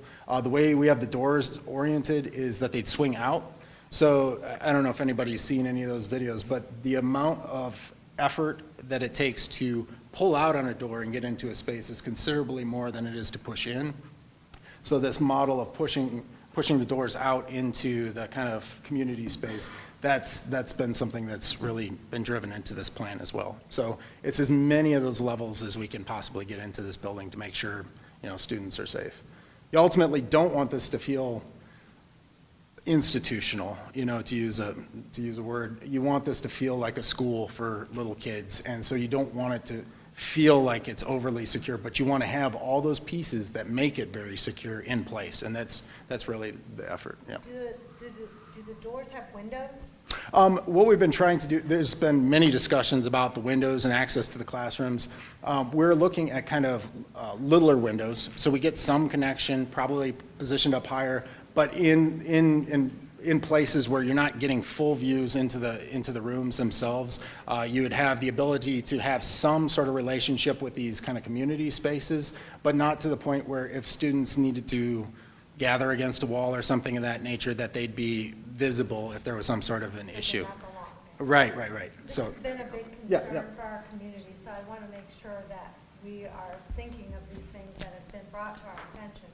And I can tell you, some of these things we're talking about, they seem minuscule, but they actually end up playing a large role when you're doing security and lockdowns. One thing to add is, security was a big part of our educational visioning session in the beginning, and the results of that whole committee was to make sure that the school is absolutely safe and secure, but doesn't feel like a prison. You know what I mean? So it feels safe and welcoming, but it doesn't feel like that. I would also like just to add that we're only in schematic design. So we can use this feedback. So rather than ask, really detailed questions like that, maybe just tell us what you would prefer, and it doesn't have to be right now, of course, but as we progress, it'd be very helpful. So. When I add, yeah. one last point I wanted to make out too is that the administration component, this is, you know, obviously it's got 2 floors and there are these clusters. There was a very conscious effort to make sure access to the principals was readily available to all these clusters on both floors for a lot of these same reasons. So these 2 portions of the building have that component built into it. You essentially have a principal or a space for an administrator on both floors in these 2 locations, so kind of central spaces in the building. So, You're going to engage with the safety, fire and police? oh, absolutely, absolutely. Both on, and sometimes there's countervailing tensions between them. The police might want reinforced windows so people can't get in, and the fire department might say, no, we want windows so people can get out. So there's a tension there whenever you start talking about safety and security. But we'll engage with Absolutely. fire department on circulation around the site, plus within the building, and the same thing with the police. Ryan? I'll do that. I won't. I'll do that. So next we'll get to this part. This is that video. If you could open that big one, please, Jeff. Give it a shot, thank you. So what you're going to be seeing here is the schematic version of the outside of the site. Really what we've tried to do is through a lot of the community engagement, the visioning sessions, the visual preferences exercises, the resounding notes that we got is people wanted a very kind of natural look to the site. They wanted it to fit into the site. They wanted it to be something that was more park-like, since we'll be basically set into the park system. And so that's really the look that we're going for. A lot of natural tones and things of that nature.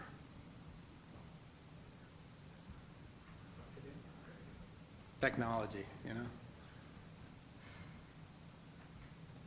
So again, a lot of this stuff will feel very complete. I don't want you to get the impression that this is complete. As Chris mentioned, this is, could you rewind that, please? This is schematic design. It just so happens that the modeling software we use to do our drawings allows us to do some of these renderings as well.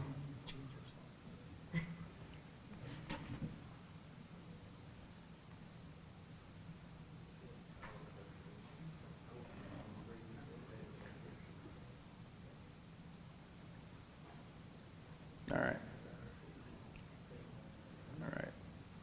So this is main entrance to the school, this kind of music. This is the field house component over there. These are those clusters that I was referring to with 2, 3, 4, 5, and then you'll see preschool as we come along this edge across the back portion of the site. You're seeing a lot of windows into this space, some very natural colored bricks. We're kind of pulling in some of the elements of design that you have already built into just the vernacular of the district. Some of these materials, this is showing a cement board type product that has a wood appearance. We're trying to bring in that natural flavor into the building, but provide materials that are long lasting, very durable, and perform well. This is the back entrance. That was the security officer space. You've got cafeteria here, your secure entrance over there. This will be sized for 500 students during the day to eat in this location and for more than 500 spectators at the time of an event. So it's a very large space and should serve the district very well for a bunch of different uses. So as you move through the space, this is kind of the access to the kitchen. We're moving down the hallway into some of the shared space between the field house and the school. Again, you can see the courts in this area. This is kind of support space, offices, things of that nature. The track around the outside.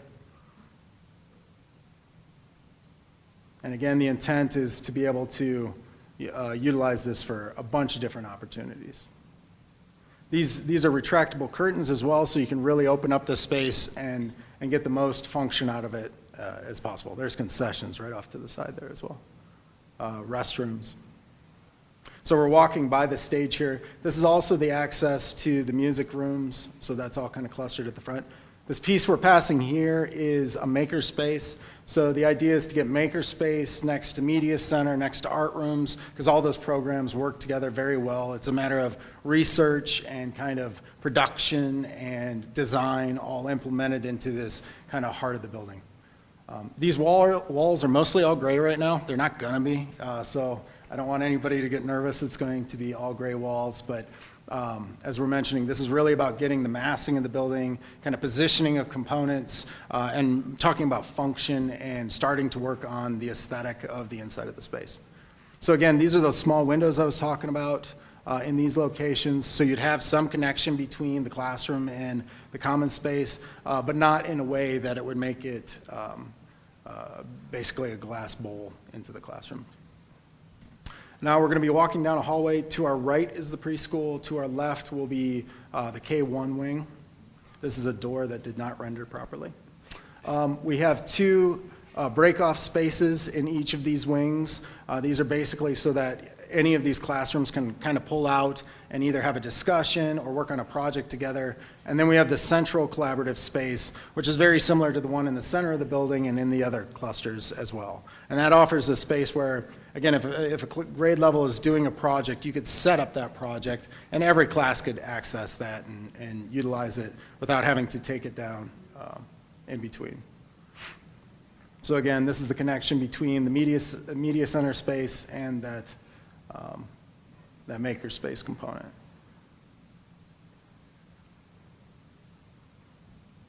We're not getting rid of books. A lot of people talk that way nowadays. We're working on how to implement that into the space so that we can get them effectively worked in there and get as much shelf space as we can to promote, paper learning as well.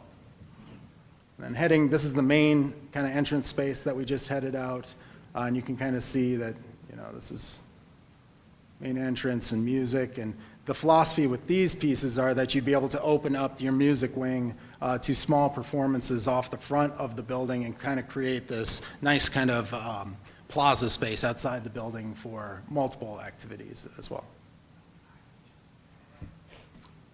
That's my presentation for that. Are there any questions on plans or I have one. How many elevators do you plan on? Two. We have two. There's one where I showed the principal locations. There's one at each end of the building, so you have direct access. We also paired them as closely as we can to some of the spec ed rooms and resource rooms and things of that nature where they're more necessary more often. So, yes, in the back.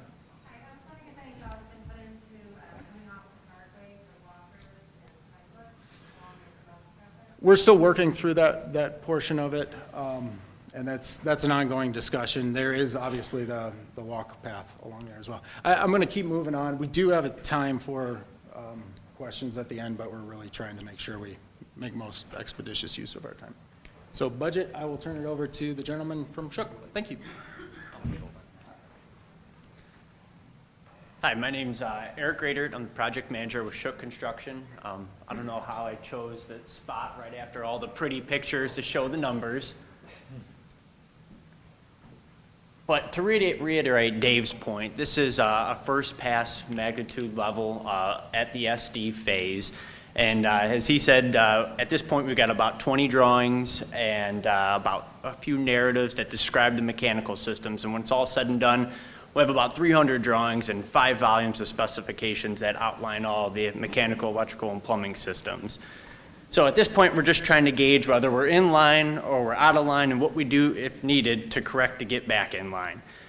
And part of that process is the reconciliation, where we sit down with the architect's third-party estimate in a room for about half a day and go through all the quantities and unit prices and make sure we're all in agreement. And the result of those numbers are what you see today. And we take that and we track in comparison to other schools being built in these same market conditions of similar size and characteristics. And as we move forward to the next DD phase, we try to hone in on those unknowns, and when we get more precise with the estimate as we move along. So the next time that we meet, these numbers will become much more defined, as is the design will become more defined. And I think I'll turn it back over to Ryan to talk a little bit more about LEED today. So one of the other things that we've talked about at various meetings is LEED. And that's basically the environmental sustainability of a building. It's a program that analyzes a project and assigns points to a project, and you can get certifications for that. So what we did, there is this spreadsheet. This is the current version of LEED for schools, version 4.0. And what we do is essentially there's a series of all these potential items that you could get points for to ultimately attempt for certification. These are the qualifying points. So to get certified, base level certified, would require 40 of these points to 49 points. To get silver is 50 to 59, gold is 60 to 79, and platinum is 80 to 110, I'm sorry. So what we do is we go through all of these items and we look at our specific project and see which of them we view as feasible, which of them would be infeasible, and we essentially align these to the yes, no, and maybe columns. What you try to do at this stage of the game is to have a bit of an overrun. You don't want to be, let's say, going for silver and only having 50 points. If you get to the end, there's a chance you're not going to get all the points. And in fact, it's very rare that you would get every point that you submitted. So you want to have a bit extra built into it. So at present, after going through this exercise, we are at about 46 points that we view as feasible, but there is cost inherent in those. The way the building is set up, it's going to be very efficient. It's going to have many long-lasting sound environmental considerations built into the project as it is. The insulation and the LED lighting and lighting controls and many of those things. But these are additional items that push you up a bit on that level. And so it's things like chilled beam type of heating cooling systems. It's having a parking lot that has a different type of reflectivity to it, and those things have costs. After going through this exercise, we did work with our engineers and we did work with Shook to assign pricing to those pieces, and the upcharge essentially to go to a LEED project, we feel to get an attempt at a LEED project would be about $4 million. And some of those are big ticket items like the upgrades to mechanical and some of the site components and things of that nature, just due to the size of the building. So that's how that value essentially worked out. But these things, you know, obviously we could go into greater detail if there's any sort of discussion you wanted to. Is that just for the school? This is for the whole building. We wouldn't be able to just break off that portion the way we're constructing this. We're separate but integrated in a lot of ways. So, for example, restrooms. When I'm looking at our facility, we share restrooms. And so we're not two separate buildings, though it's constructed by the rules of the law and the building department as building 1, building 2, building 3, and it's all consolidated in one building. So you couldn't really break those off very effectively and approach it that way. So that would be a shared cost. Just because everybody might not know, what does the acronym stand for, LEED? It's Leaders in Environmental Design, and it's really one of those things that it's a nice thing to say that you've done. You've gone through the effort of you know, making a sustainable building. We're not going to shirk that responsibility. We're still going to make every feasible effort we can to get long life items in this building that have long life cycles, windows that have good shade coefficients and things of that nature. None of that will be neglected through this process or diminished. It's just kind of those extra items. Some of these things that you end up paying for are like enhanced commissioning, which is essentially somebody coming back in and doing some more reporting on the stuff that's been installed in the building. You're going to have some of that anyway, but it's more. So it's just basically bumping up the levels on many of those items. Our big cost items are really when you're talking in energy and atmosphere and kind of environmental controls like heating and cooling and lighting. That's where it starts getting more pricey. And yeah. So just to add something. So there's not a school in the state of Ohio that's certified under LEED version 4.0. This just came out, and the standards ramp up with every version. The school, as we're designing it, we believe would be a silver LEED certified as it stands. We're starting at such a disadvantage because we're actually buying wetlands credits on the site that we're at, so we're getting 0 site credits, where we would normally, on a project, get a bunch of site credits. So we're starting off in the hole, basically, with this. So I just want you to be assured that we are designing a leadership in energy and environmental design sensitive building. It's just a matter of practice now. So just as we stated before the bond issue even, is that we just incorporate that in our principles of design.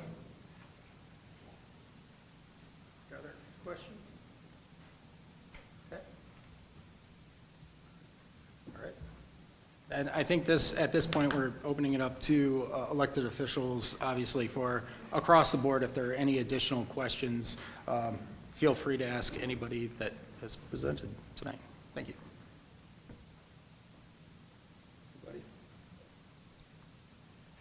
I have a question.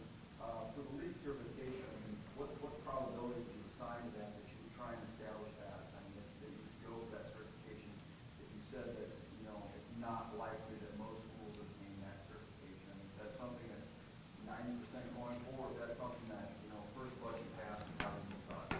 No, it's, let me clarify. LEED version 4.0 is so new that no school is certified under LEED version 4.0 yet. I believe that they will be. Yeah, I'm actually working on one of the demonstration projects that the OFCC identified, which is Riverside School in Painesville Township, Lake County.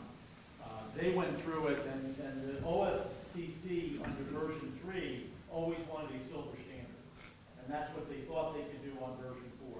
We met with them very quickly about this point of that project, which was almost a year ago, met with the OFCC and the different architectural team, and they just basically said, you're not going to get it. There's too many, when you look at the points on the site, that, frankly, if you're building on a brownfield, you're going to get a lot more credits. No one wants to build a school on a brownfield. I have done it, because it's not a pleasant experience. Well, I guess what I was getting at, and I do construction management for a living, the increase of $4 million on the price tag of the school, you won't see that in 20 years payback. Correct. You won't see it. So at that point, you're beyond the life cycle almost Yeah. of your roof, of your boilers, of all your HVAC, of many of your windows even. So We're going, I will speak for the architect. They're trying to identify the things that make sense for the operation of the building and cost. LED lighting is a good example.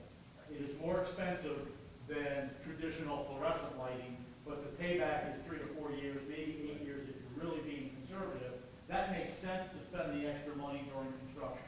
On a building of this size, I've seen numbers of about 60 to 70,000 extra cost for LED lighting, and I'm getting head nods from see, the terrible thing about lawyers, we're experts in everything, so we opine on all kinds of things when we shouldn't. I should turn to them and say, what's the number? But that doesn't, there's no sense in opening the building, and on day one, it's more cost effective to go out and do a energy conservation project to replace the lighting. That's just wasted money on the initial light. LED lighting is low-hanging fruit. Yeah. I mean, $4 million is a big number premium, and I see you guys nodding your head in the background. We won't recoup that in energy savings in a generation, in 20 years. Yeah, the only reason to do 20 it, years from now, the design of roof systems, mechanical systems will be a whole generation further ahead. agreed 100%. One comment to that too, if I may. The reason that the LEED standards keep increasing and keep getting more stringent is because, as Chris said, the current version becomes almost basis of design. And even from our end on the construction management, waste management side of the process, it just becomes standard course. And I think it's important to mention that from the standpoint of that's been the real one of the real positive benefits of LEED is it has changed the behaviors of the design and construction industry for the positive. And again, it's become, what you will find in the building that is as designed and as is being designed is very much a LEED type of building, if you So the $4 million is in that $50 million total goal, or no? No. So that's an aspirational goal. That would be additional. So you mentioned that the two main entrances, the dueling entrances, are triple door security.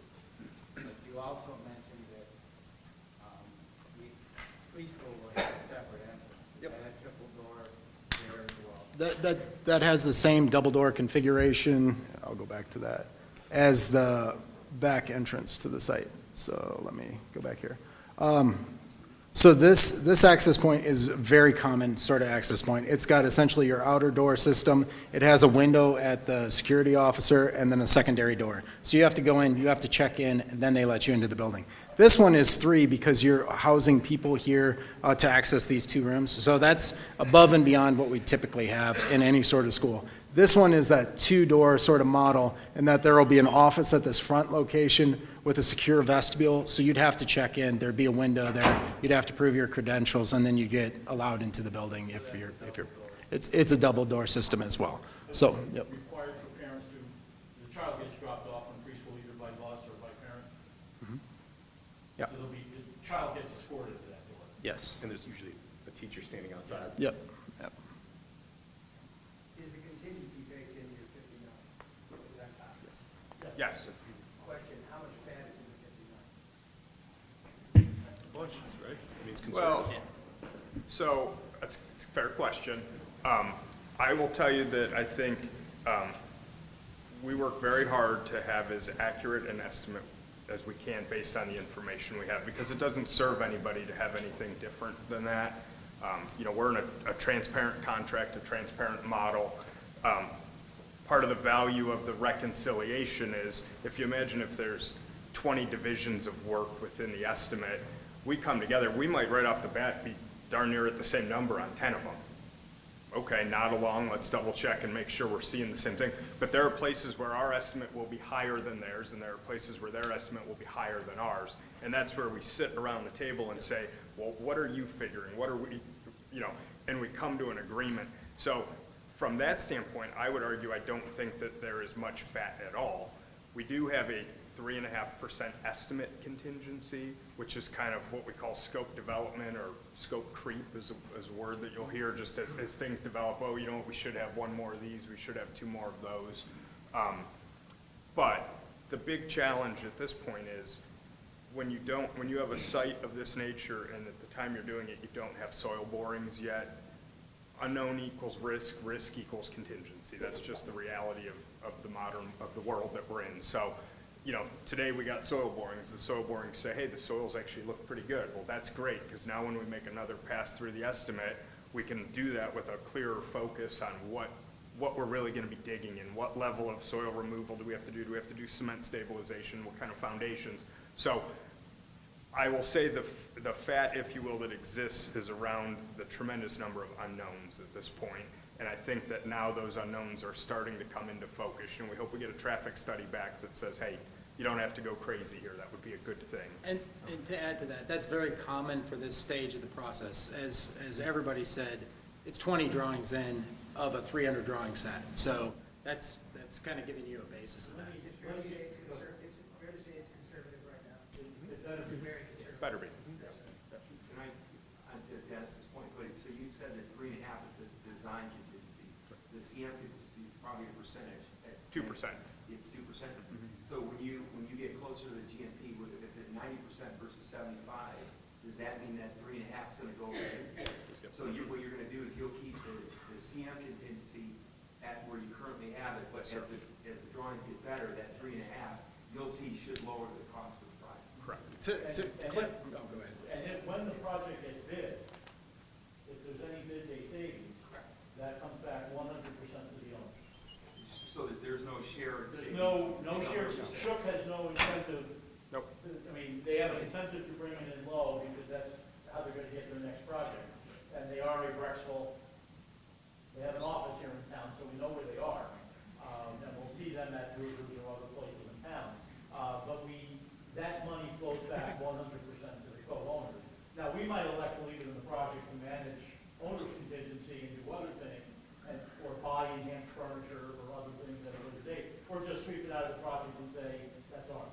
What I have seen on some of my projects is anywhere from 2 to 3% mid-day savings is generally the range that we see. Because, again, Shook is not estimating to the low bidder of every number. They're estimating to a reasonable bid, which is probably not going to be the low bid. And unless I read it wrong, the sunk costs are in that number as well. Correct. Yeah. So, but you have those broke, I mean, the school knows where they're broken out. Yeah. Thank you. How does the estimate number compare today to when you went out to the communities for I'll jump in.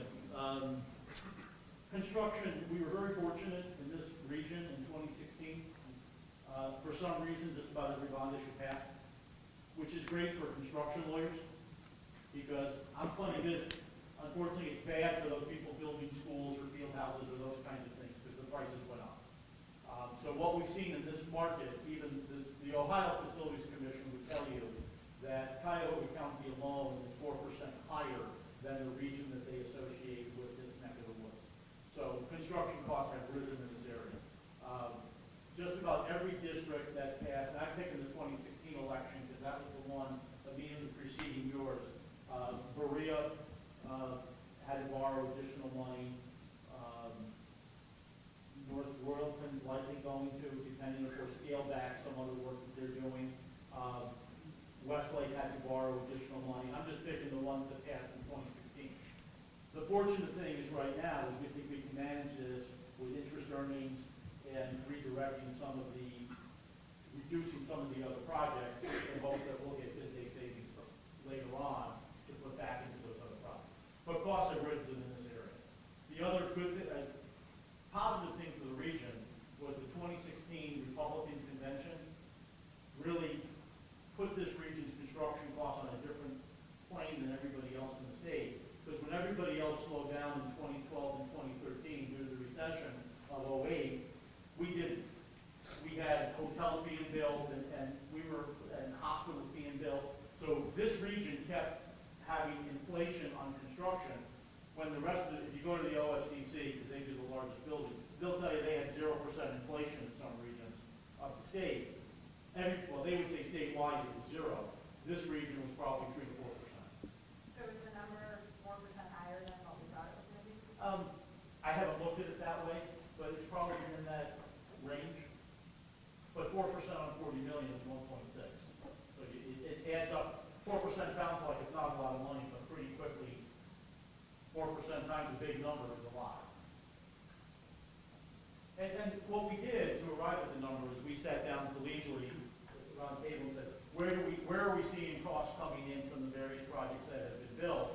And we use that as a baseline with some slight adjustment for what we think. And I think our net number is $263 a square foot is what we're trying to shoot for. And we probably saw numbers 2 years ago of $240 a square foot. So, you know, in that range. Was there anything else that's not in that number that might be like outside the construction budget, like technology or furniture, things like that? No, we spend a lot. Furniture is becoming a very hot topic in schools. You can range anywhere from $5 a square foot to 8 or 9. And I think we're assuming 8 to 9. We're assuming on the high end, under the theory that that's where the kids are spending most of it. On the school side, there's almost no furniture on the city side because it's a basketball gym and there's bleachers and that's basically it. There's no furniture, some office furniture. But it's really, again, I'm not speaking, your educators over here will speak more. It's really important that the kids have something comfortable and that costs more money. You know, you have wobble stools and other things now, which looks really great, but it seems to have an impact on learning. But that should be all-inclusive. The only thing that wouldn't be in there is like if there's a traffic light needed, we have not included that. You know, there's some money for unsuitable soils, but if it, for some reason it becomes worse than we anticipate, then you got to deal with that. It doesn't seem to be environmental issues historically on the site, but I have found underground storage tanks in some of the oddest places. Not that I've looked at them, it's just a project. Can you speak to the connectivity between the field house and the school a little bit more? Yes. So I can better answer your question. In what way are you? Door access. Okay. During the school day. So during the school day, there is no real connection other than students access this space. So students are occupying the building during student hours in the building. There's essentially a walkway to get you from this portion of the building to music and to the field house portion of the site. There are several controlled doors along the side that we're able to lock down if we needed to, but they provide a lot of access into that space. And then there's, like I had mentioned, there's quick access to restrooms and a couple of changing spaces if you have officials or if you have people coming for rec league after school or things of that nature. You do have that potential. There is a secondary entrance here. For example, we have the offices that are associated with the city component of it. If they need to access it, they have that ability to access their door to their offices But that's the only other real connection to this one. Yeah, go ahead. So a big mistake architects can make is to design around policy. So we don't ever design around policy. We design flexibly for any kind of policy that may affect you. So right now the policy is that it won't be used by the community during the school day. It will be used by students. However, if that policy ever changes, there's exterior access into the field house and dedicated restrooms for the field house that you could easily close doors and keep separation between the community and the students if need be.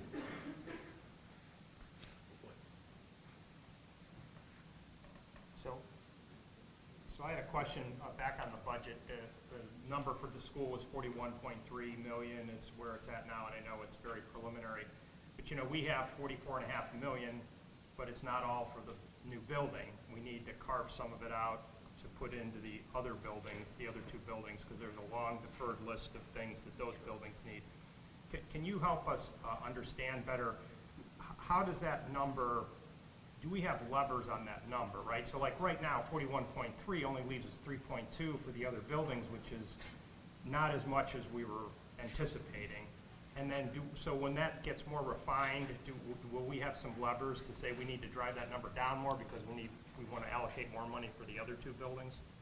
Yes, and I think part of the, and that's part of the value of the milestone, kind of the iterative process in this feedback loop, is obviously we serve at the pleasure of the board and the administration and the council. So, I think our expectation is that, you amongst yourselves will talk and help provide some direction.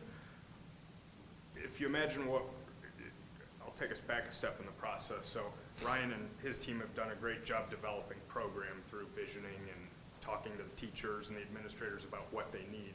So at this point, what we've done is put a cost on that program within the shell that has been created, the aesthetic and the site that we have. We will continue to refine that. We all look at those numbers, and as a team said, we have got to create efficiency. We see where we're at. It's a directional estimate. We are not so far off course that we have to stop the presses and completely go back to the drawing board, but I think we all immediately said, how do we find efficiency? Both in the program, it's on us to create constructability, opportunities to really look hard at the site. I'll give you a silly example. This early in the process, there's a lot of work to site the building. Where on that big, beautiful piece of property do we want to set the building? What makes the most sense with the wetlands and everything else? The architects come to that conclusion. The civil engineer makes a first pass at just some basic topography. We take that back. Well, we run a full site work estimate off that simple topography. Well, maybe that tells us we need to import 100,000 cubic yards of soil. Maybe it tells us we need to export 100,000 cubic yards of soil. Either one of those costs a lot of money. And that's a lot of buying material, disposing of material, handling material, driving trucks up and down the road. The first thing we do is come back and say, hey, we see that we need a lot of material, or we're getting rid of a lot of material. Let's work with the civil engineer to change something. Maybe the building goes up one step. Maybe it comes down one step. As simple as that seems, 6 or 8 inches of fill over a building that big makes a huge difference. So those are the processes we're going through now to drive efficiency at every level. We're going to come back at design development. Our goal is to take unknowns out of the equation and hopefully bring that number back down. Now the challenge is, if we come back at that point, this is my opinion, weigh in, but if we come back and that number is still not palatable or is not palatable, we're probably getting to a point where we need to talk about the program. And as a team, that's what we are trying to not do at this point. We are trying to affect efficiency in design and in constructability to that point. That's a kind of a bold example. To get to the point where we have to start shaving things off to get there. If we need to, we'll figure it out. But So you asked about, are there any triggers that you can kind of say, yes, do this or don't do this? I think there is. So a common bid strategy is called bid alternates. So we're going to propose several bid alternates by the time it gets to the GMP and they bid. Then the board will have the option to say, yes, we want to buy that, or no, we want to preserve that money for improvements at the high school. So there will be a trigger at that point for you. An example is Maria's Elementary School, which bid just maybe 6-8 months ago, I lose track.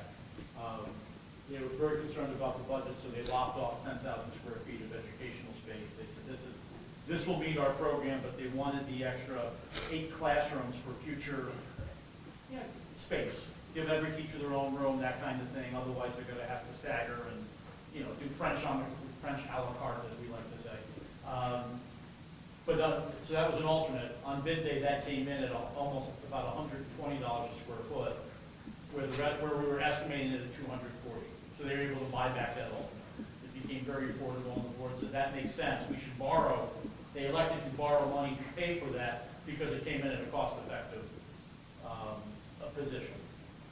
And remember, you're not considering any interest earnings in that number. And the board, I think at the December meeting, allocated the interest earnings earned on the bond proceeds that have been issued, and your treasurer's earning interest, plus remember, we capitalized interest. All that money's flowing into the 04 account, which is available for capital improvements. And my guess is that might be $1 million at the end of the day, maybe less. Well, my treasurer's giving me the thumbs up between either I'm right or low, and those are both good things. Hopefully I'm low, not right. But, you know, the nice thing is interest earnings are going up a little bit. Are you at 2% or 1.7?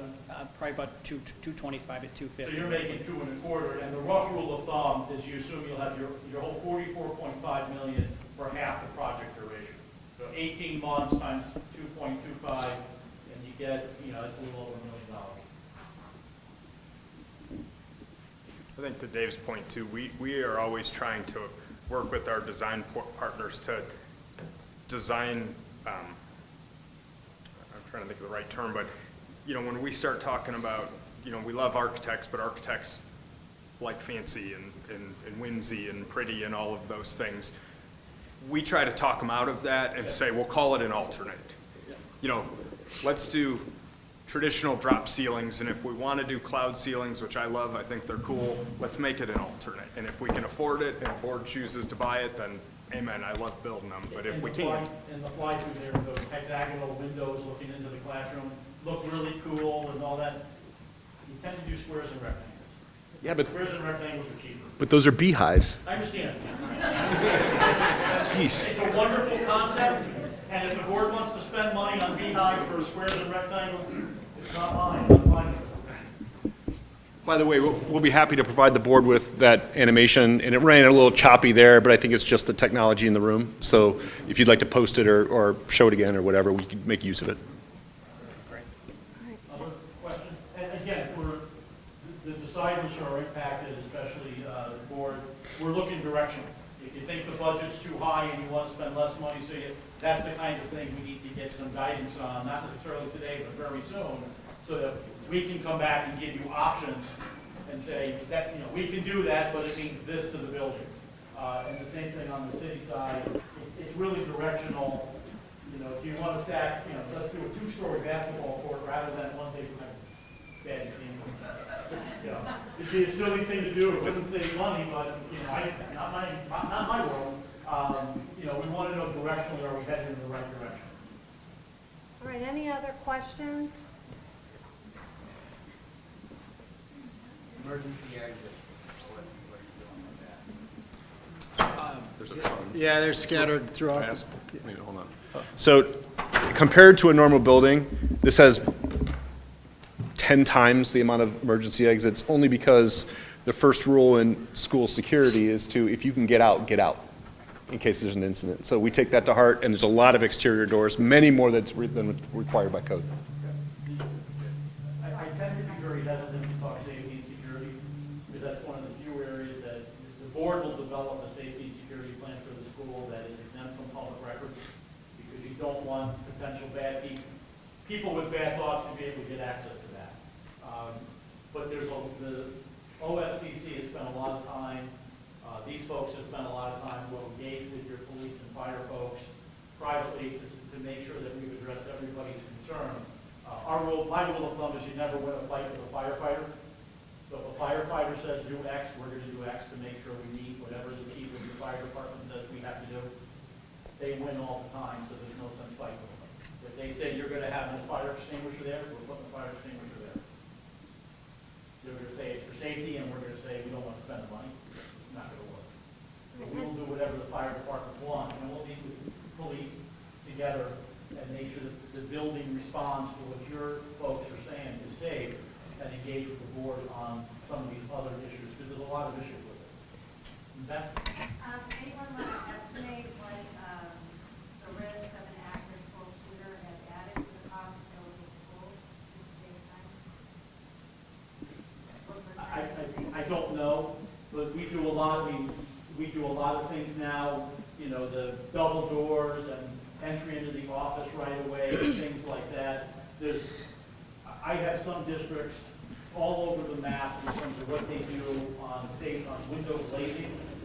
Some go with traditional glazing, others are doing a 3M product. I have some going ballistic, so there's ballistic resistance, so you can fire .345 at it, and we don't know the answer, but generally it's added a fair amount. Excuse me, I don't know. Because everybody treats the issue differently, and there's different costs. I have one district right now that's electing to put in some ballistic glass in certain areas of their building, which is very expensive. Well, and we've got districts that have metal detectors and x-ray machines and police officers stationed in every single school at the front too, which is just an incredible cost. Yeah, Cleveland, for example, has a baggage screener in every school that they build. There's a baggage screen, so every child's backpack goes through a metal detector every day, as well as they walk through another. That's probably not what you're going to do here. Any other questions?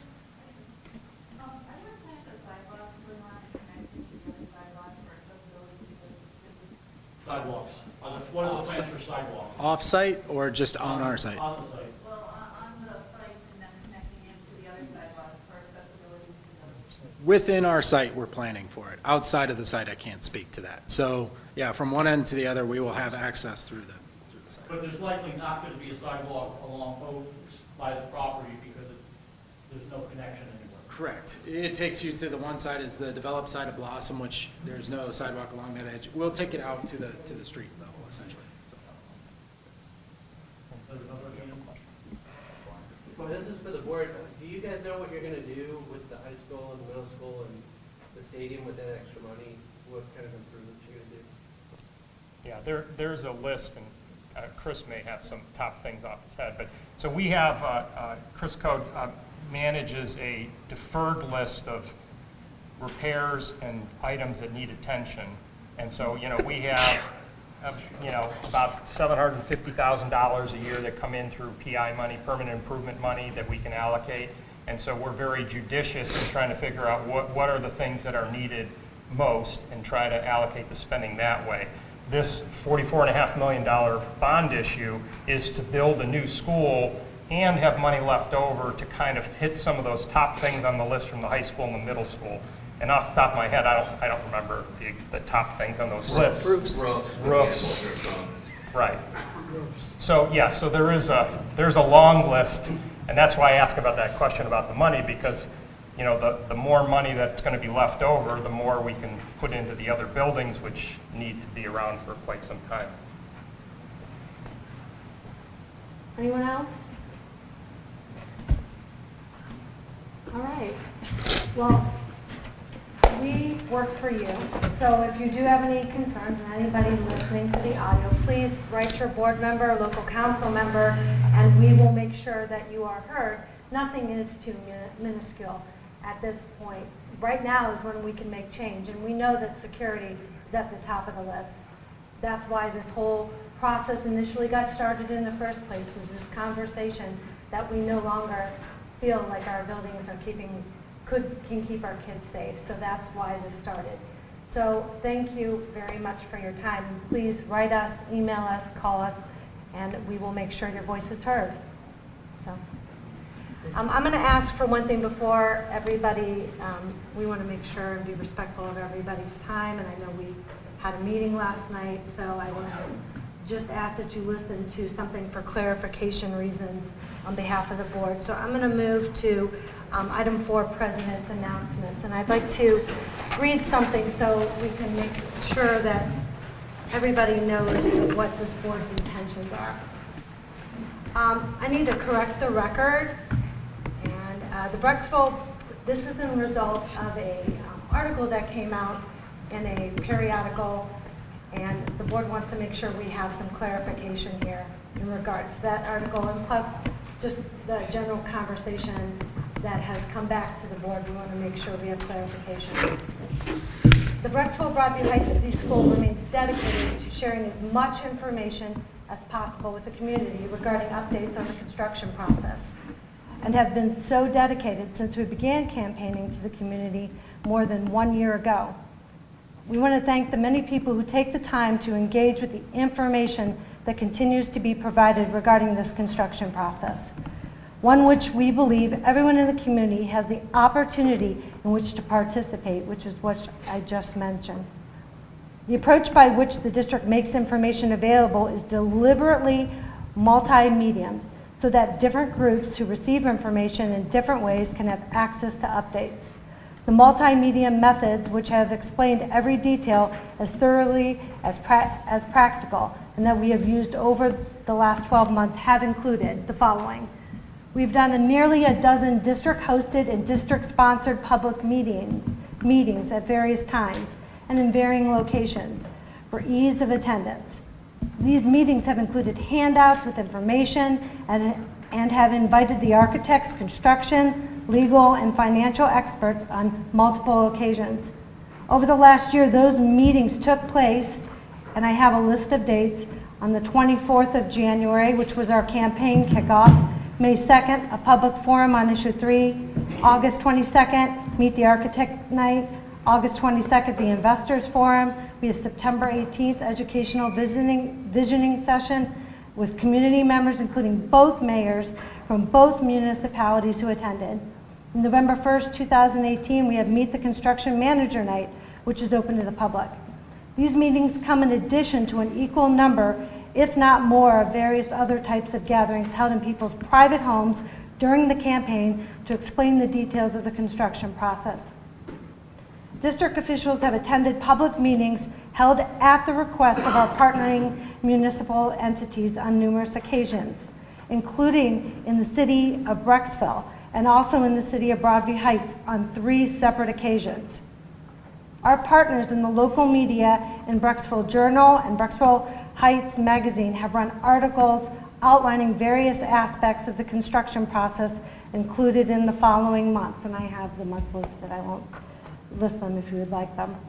Superintendent Magyar sends a regular email to nearly 4,000 individuals on a nearly weekly basis, including to many in the community, including all elected officials and stakeholders. On nearly 15 occasions in these emails during this time frame, we have directly referenced updates to the community regarding the construction process. If you are not on this email list, you can easily sign up for it on the district's homepage and website. Finally, with regard to the district's homepage and website, a myriad of information is available to the public there, including our most recent creation of The Buzz, which will become a quarterly publication. It's available to the public and distributed through the email system, which is an update of the construction process. So communication is a two-way street. People who want to be informed about the process have ample methods and opportunities to do so. These mentioned items are only a handful of ways that the public is encouraged to be involved. These methods are not to mention the fact that the entire Brecksville Broadview Heights City School team is prepared to drop everything and anything to answer questions if those still exist after referencing the proactive documentation of items. This is how the district has gone about its business of sharing information with the community regarding this milestone event, the construction of a brand new state-of-the-art pre-K-5 elementary school. Occasionally, things get misreported, and such was the case recently. The idea that the district couldn't attend a public meeting on January 28th was due to the fact that school officials were casually invited at best with little more than a few days' notice. For the record, the questions that were raised by the handful of people at the meeting have yet to make their way to the school district for answering. We trust that the information which has been available and is available right now in the public and on our website can and will answer any lingering questions that may exist in the community. So we've heard about land swapping and values of property, and I asked people this: if one student benefits And of course, we know many students benefit by having this brand new state-of-the-art facility that is a top quality learning institution with innovation and the latest resources and capabilities for the students in our district. What value then is the education we can faithfully provide and deliver to these students? On behalf of my colleagues, I assert that the value is priceless. After all, it is an election year, and people's motives have a tendency of totally misrepresenting good and solid institutions like the Brecksville Broadview Heights City Schools, whose sole purpose is to deliver the fine heritage of education to students in all the communities it serves, and will fortunately be able to do so for them in a brand new facility. Thank you for your time. We're going to have a 3-minute dismissal. Thank you.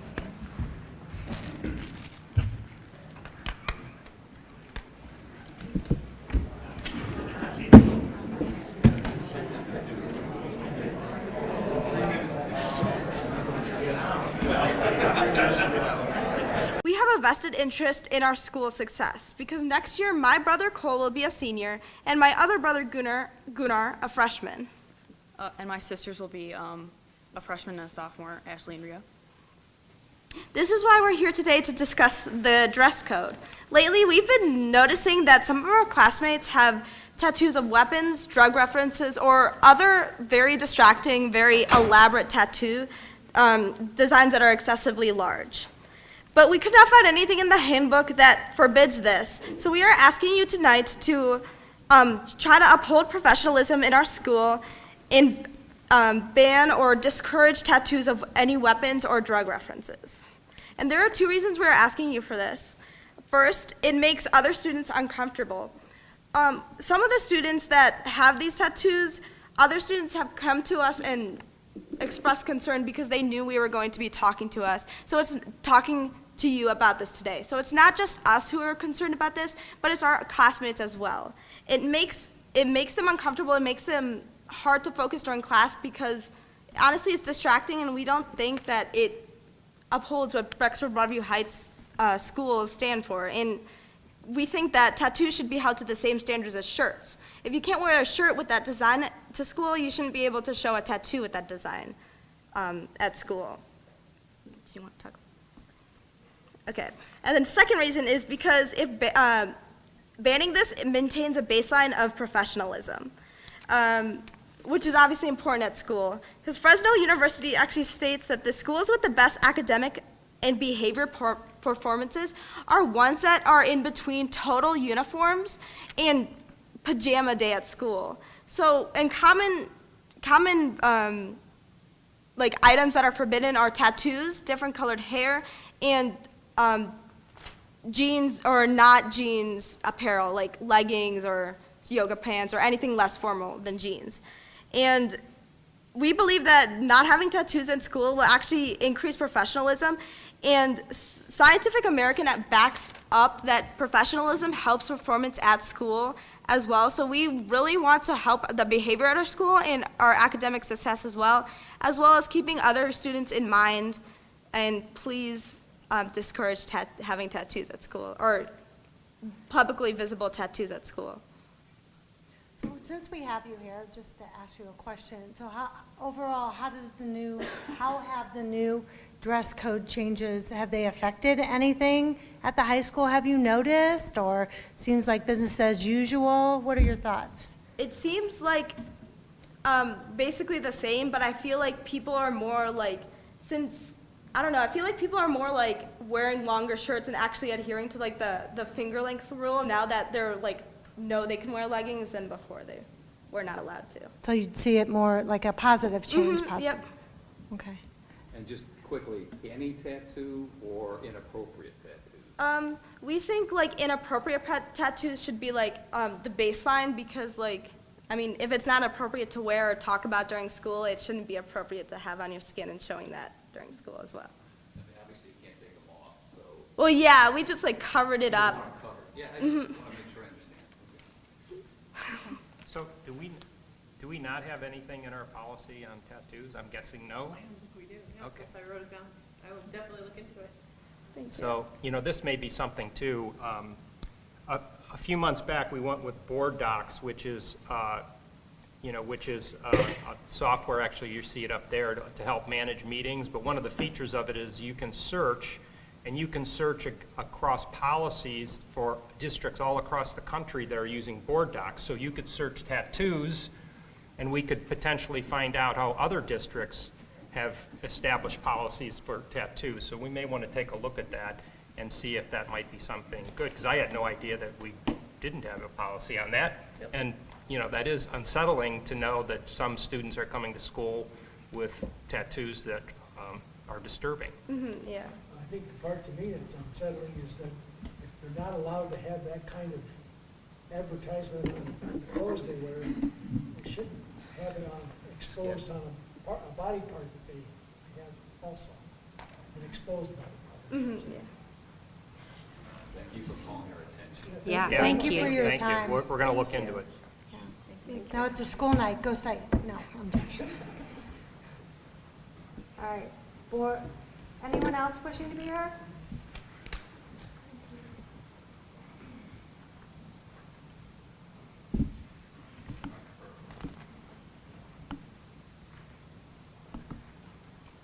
Hi, I'm Jen McMillan. I live at 6115 Pioneers Point in Brooksville. So it was really great to see some designs for the new building tonight, and I wanted to make a few comments about green building standards, because it seems we've decided against LEED. And I would have made these comments before, but I had a few points I wanted to make, so I'll give those to you now. So what I wanted to say was, they're correct. The presence of wetlands does indeed constrain our ability to receive some LEED credits. There are others that are still achievable that are very important. Energy efficiency, water conservation, material selection, and indoor air quality are top priorities that we should be considering in this building. It's worth noting, I think, that Ohio has more LEED certified schools than any other state, almost double the second place state of California. So schools across Ohio that are far less affluent than Brecksville, Broadview Heights are all building LEED certified schools when they're using state funds. Since we're not using state funds, we have the ability to forego that requirement, but something about that doesn't sit right with me. I feel like we should be doing the right thing in terms of green building. So it is indeed possible to build a green building without LEED, but one of the problems is without that structure, important efficiency measures are frequently value engineered out of the building as budget constraints become apparent. So this is problematic because the district then pays more over the years in additional operating costs. Furthermore, we can't manage what we don't measure. So for example, third-party certification ensures that thorough energy modeling has been completed, that water reduction strategies are evaluated and implemented, and that pollution and waste related to construction are appropriately managed. That said, if we decide that LEED is not a priority, I propose that we find other ways, other concrete ways to commit to green building standards. And I have a few suggestions. So one of the things that we can do is ask for energy modeling during the design phase, and we can set targets for energy savings. And there are building standards. ASHRAE 90.1 is the building standard about energy. We could set a target that says, well, let's design to a 30% savings over the minimum energy requirement for a similar building, according to that standard. Another thing we could do is commit to design that would achieve an EPA Energy Star building rating of something like 80 or above. That would also mean we'd be taking steps to build an energy efficient building. We can install metering, software, and automation systems for both energy efficiency and that allow us to readily detect leaks, spikes in energy consumption, and help us to remedy those problems quite quickly. We can do initial and ongoing commissioning to optimize building performance, and we can say we're only going to purchase appliances that are Energy Star rated, including electronics and food service equipment. It's essential that we prioritize these sorts of investments now because our district will pay for the associated utilities for decades to come to run all of this equipment. We are taking 4 buildings offline, but 1 new large building does not automatically guarantee savings unless we design and operate carefully. In addition to energy conservation, another area of concern I wanted to bring up is indoor air quality, because our teachers our children along with teachers and staff will inhabit this building for the majority of their waking hours. And it has to include paint, carpeting, adhesives, furniture, and casework and so on with 0 or low VOCs, volatile organic compounds, and no formaldehyde content. So that can be another thing we stipulate in our, in our directions to the architects. And the last point I want to make is that a new building also offers an incredible opportunity to demonstrate environmental stewardship to our youngest learners. So my recommendation is to construct a building that has visible features that make it a learning tool in and of itself. So I've mentioned this one before, but durable and washable lunch trays instead of styrofoam, prominently placed recycling and compost bins throughout the building, outdoor learning opportunities embedded throughout the week. Let's use daylighting whenever possible, and let's genuinely explore options for renewable power.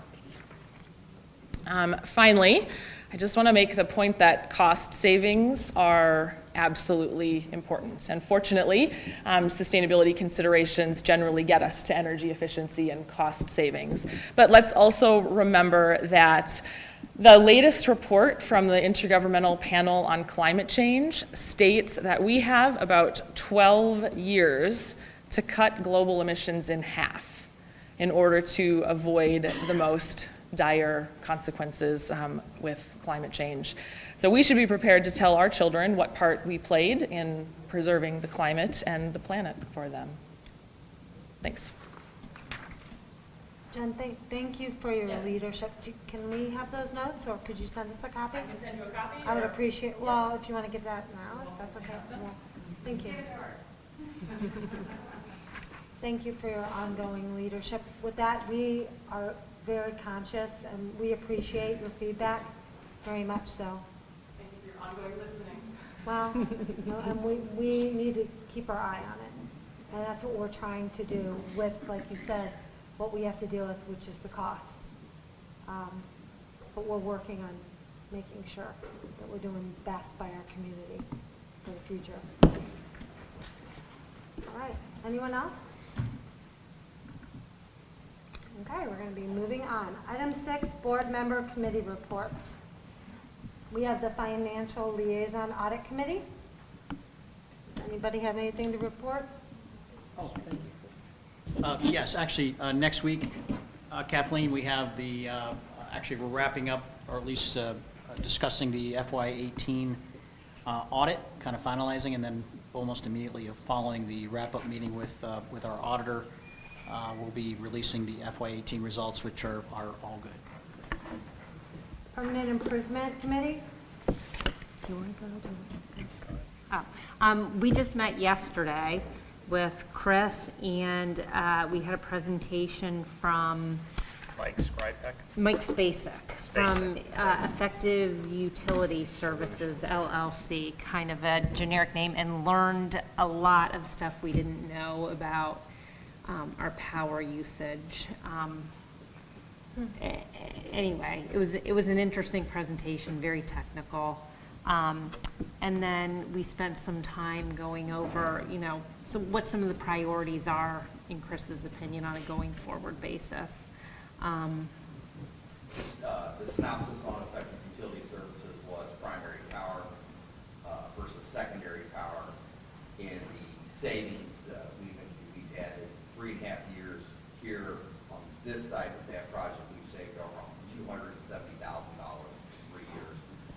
just charges, just the cost of electricity being delivered to the school. Our conversation also went forward with, this is something that we really should consider putting in the new school, because it is something that, once it's done, those savings are perpetual until the building ends. So, and just maybe a little more background, a lot of it was review because I was on when we brought Mike in originally, and so Mike, you and Kathleen may remember this too, because we signed up for this. This was a new program, so the gentleman who runs the business worked for CEI for 25 years. He's an electrical engineer, so he knows all the ins and outs of how billing works and everything, and you know, as a synopsis, what he did back then, right, was that the power coming from the power lines onto the properties, we had 5 or 6 meters. They were all coming into different ones, and the equipment that it runs on, you pay CEI to basically lease it. And so he came in, we signed up with him. He came in, took their equipment out, put his own equipment in. He capitalized it. He put his equipment in, consolidated down to 1 meter for the whole campus, and guaranteed us savings. And that's what we've been seeing now over the last 3.5 years. We've gotten over $270,000 worth of savings. In another 3 years, his cost to capitalize will be paid off, and we'll get an additional $5,000, a month savings. The savings will increase by 50%. Right. So this has all been really good stuff. We're continuing to see very good savings. The projection is to get even more savings, and that's where we also entered into a conversation. If you remember here, he had to take out CEI equipment and put his own in. We have an opportunity with the new building to explore bringing, his firm back in and putting the equipment in first time and kind of cut CEI out and get savings right off the bat on the new building. So that goes to the budgetary component. Should we look at somebody else as a competitor? I mean, I think the concept of doing it is a no-brainer. There's nobody else that's doing it. Yeah.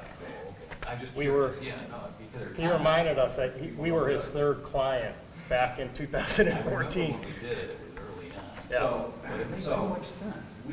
Drexel Broadview Heights was cutting edge on this with effective utility services. Since we did this, Solon's done it. Brunswick's putting it in their new construction. North Royalton's putting it in their new construction and to their other existing facilities. So there are others. Sheffield Schools is working with Mike, and they have done it and are looking at construction. So this is something that is growing. It's a very, because we really don't, as the end user, by making this change, we simply save money. And it's just in how the electrical rate is calculated. It will show you're buying it off, essentially. It's a different calculation. And I think the reason why you don't see competitors is because this gentleman is unique in that he had 25 years at CEI and knows all the ins and outs on how that works. That's why somebody hasn't bought him now. He's actually looking at... Catch and hide, what do they call it, or? Yeah, catch and kill. Different topic, but... It's interesting, he did bring his partner, one of his partners, to the table last night, and that was the first time I had met one of his partners. Yeah, I don't think we met anybody else, did we, during the? No. It's all super secret. And again, I think Ellen really captured it. It was 40 hours of electrical education in 40 minutes. Yeah. Is what it was. And if you took anything away, our savings are generated. So if anybody's interested, Yeah, I have this one was our here. handout, okay? You remember, he's an electrical engineer, so. So anybody in the audience too, you're welcome to borrow this and look through it. A lot of good information. Or if you just can't sleep, Well, you can go ahead and take a look at it now. There you go. another couple things that came up, Chris went over some of the things that are, happening yet this year. And Jeff was there, and something exciting that was announced was it looks like the Comstock building should be cleared out by the end of this school year. So, and I would. It could be a seismic shift in soil loading that could create other issues. That's what we're looking at. The weight of paper. It's heavy stuff. It's good stuff. All came from a conversation, so that's great. So we'll provide a full report to the entire board in this week's update regarding permit improvement. Board Policy Committee, we have not met yet, and are we getting close to meeting? We'll be meeting in March. Maybe we'll be able to look into a tattoo policy. We'll be looking into a tattoo Or policy. anti-tattoo policy. All right. Item 6, we're on item 7, committee reports. So we have Transportation Appeals Committee. None. Okay. Cuyahoga Valley Career Center report, Mr. Gilbride said nothing to report at this time. Safety and Security Meeting report. You want to feel that one too, Ellen, or I? You can do it. It's actually right there on the outline from last night. We continue to harden our facilities and improve our security measures. We have a list of improvements slotted for the summer. Just to mention a couple, as we're going to continue to go through our final phase of security video surveillance at this site. At the committee specific, we had the Stop the Bleed buckets, and we introduced that. Stop the Bleed will be coming into the buildings in the very near future. We are, with the telephone project, going to voice over IP. We have an interface capability with PA, and we are enhancing our emergency communication systems through the PA system to have automatic communications with first responders in the event there's a 911 call or any of those type of announcements that may come across PA on a lockdown. So those types of measures are occurring as well. We had a presentation at the committee meeting in regards to that.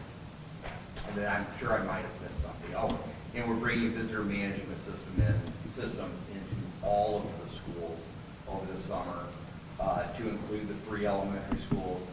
Those systems are relocatable, so it's not a fixed item. So when the new building opens, we would then use those at the new building. Is that something along the lines of what we had a presentation a couple months ago? Yes, sir. That's where if you swipe your driver's license, and immediately within 20 seconds, it indicates whether you can come to the building or not, and it prints a visitor's badge that you would wear, and then within 24 hours, it goes away. It can't be reviewed. It was a very convincing presentation.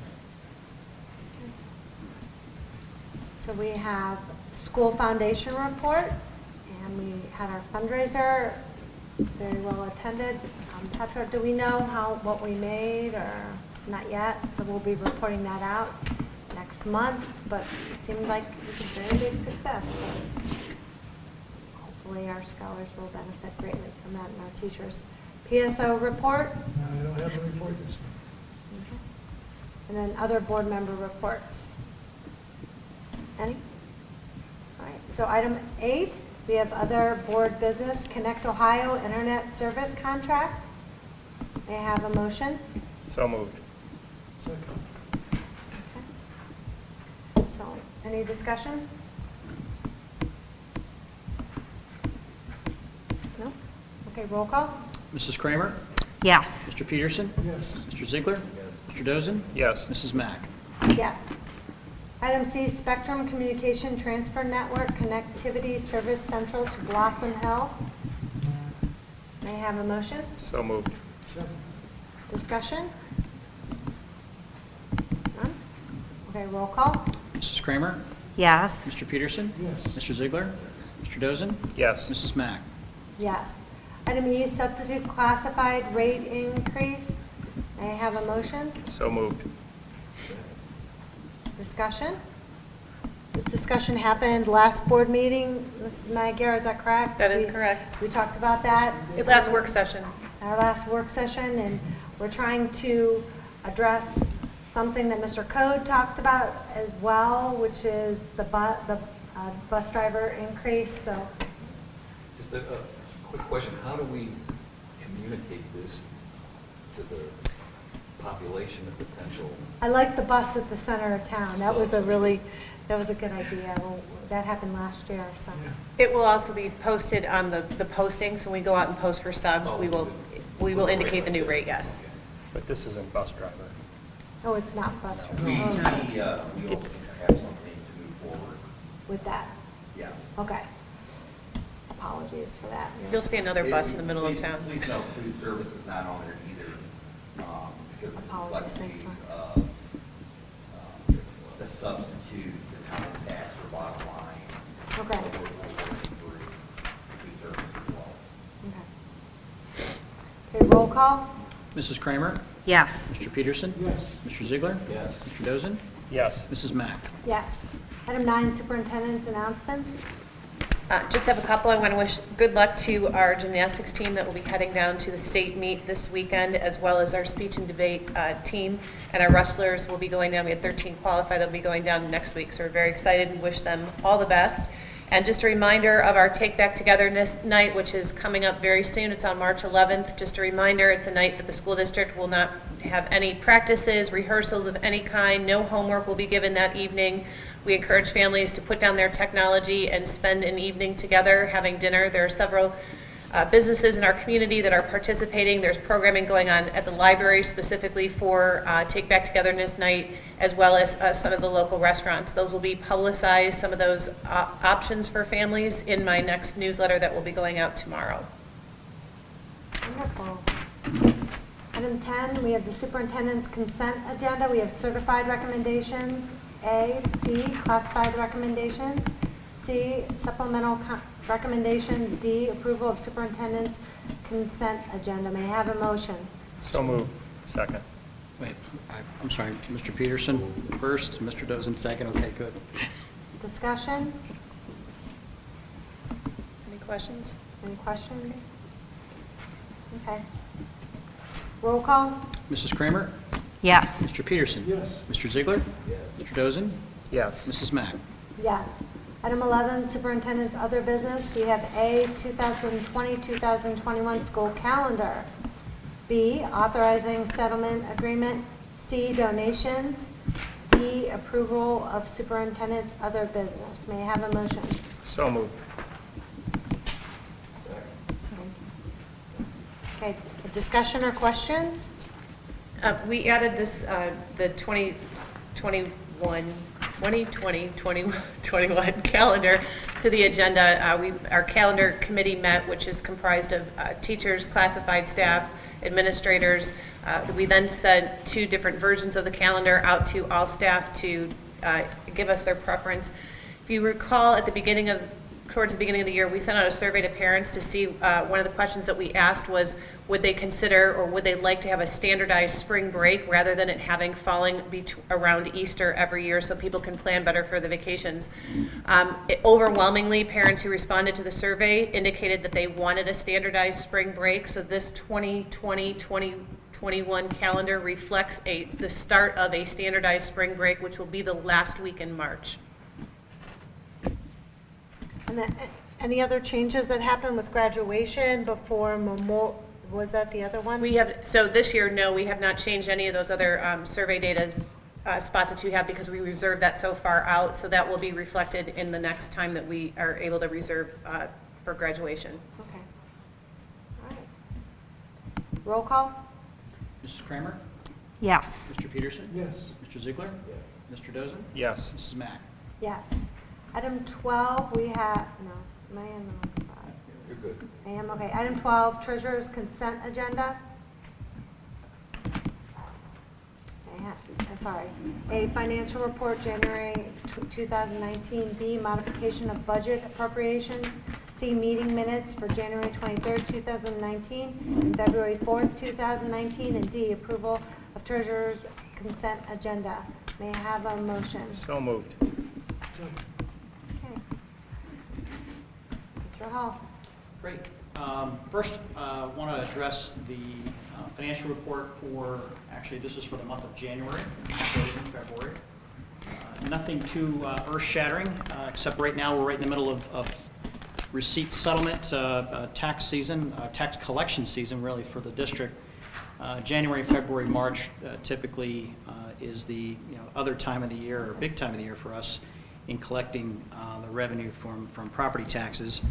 Right now, the forecast on a monthly basis, which really transcends to the annual page 2, is we show actually a $2.8 million timing issue of collection of the first half calendar year 18. Please remember that February and March, we will also see, actually, we already receipted in about 12 to 15 million in the month of February, which we'll talk about next month, which is roughly 3 million more than what was forecast. So, we'll get back to center or back to more, obviously positive numbers. If I were looking at, total numbers across the board, bottom line, that 2.7 on the first page of the forecast, of the monthly board report, if you take that 2.7 away on an annual basis, that really is a positive number, so positive variance bottom line. I do want to draw your attention to something that did, actually was a little surprising, but nothing too out of the ordinary. Really, the positive variance that we had, we actually overestimated the severance payments. Actually they came in below estimate. We had fewer retirees than we thought. So on the expense side, folks, we thought we would have more expenses. We actually had fewer, which ultimately, what has happened, I look back over the last 5 years of and really what that entails is severance payments, which is really salary for those folks that retire. So we didn't have as many retirees as we thought, but we really use an average over a number of years. So this is just one particular snapshot that was more of a positive variance on the expense side. So we actually had fewer, which turned the ultimate bottom line for expenses, both on the payroll side, the line 3.01, and also on benefits. We saw that really move the needle, or at least bring us to a positive 192,000 on the expense side. Bottom line, because of that big revenue timing issue, looks like we had a negative variance. I would beg to differ. In another month, we're going to see some really positive numbers. And typically this is an annual occurrence from a timing issue when it comes to revenue and also expenses. I will say that the average on the salary side did surprise us, but again, that was I guess a positive surprise because we had fewer retirees. Thus, I basically overestimated some of the expenses. Question, Michael? Do we have any idea what the impact of appeals on property tax may have on us? We don't at this point. I continue to work with Fisher Phillips and Bill Blackie and Jim Patrick. I talk to them probably at least once a week. What I'm seeing is kind of about 2 weeks ago in a board update I sent, it was probably 3 or 4 weeks ago now. Who's keeping track? But I have not seen any negative impact. I'm still seeing positive results with regards to the board of revisions on our behalf, really to our positive side. So ultimately I'm not seeing. Commercial, I would think. It's mostly commercial, correct. How about residential? Because I can tell you just, again, I've mentioned this before. From Yep, my own you have. experience, I mean, I know they were crazy when they, readjusted everybody's appraisal, and they've had to walk a bunch of them back, thank God, even mine. Right. So I'm just wondering, that effect, I mean, we were anticipating, I think, that the bulk of what the increases were going to stick. Mm-hmm.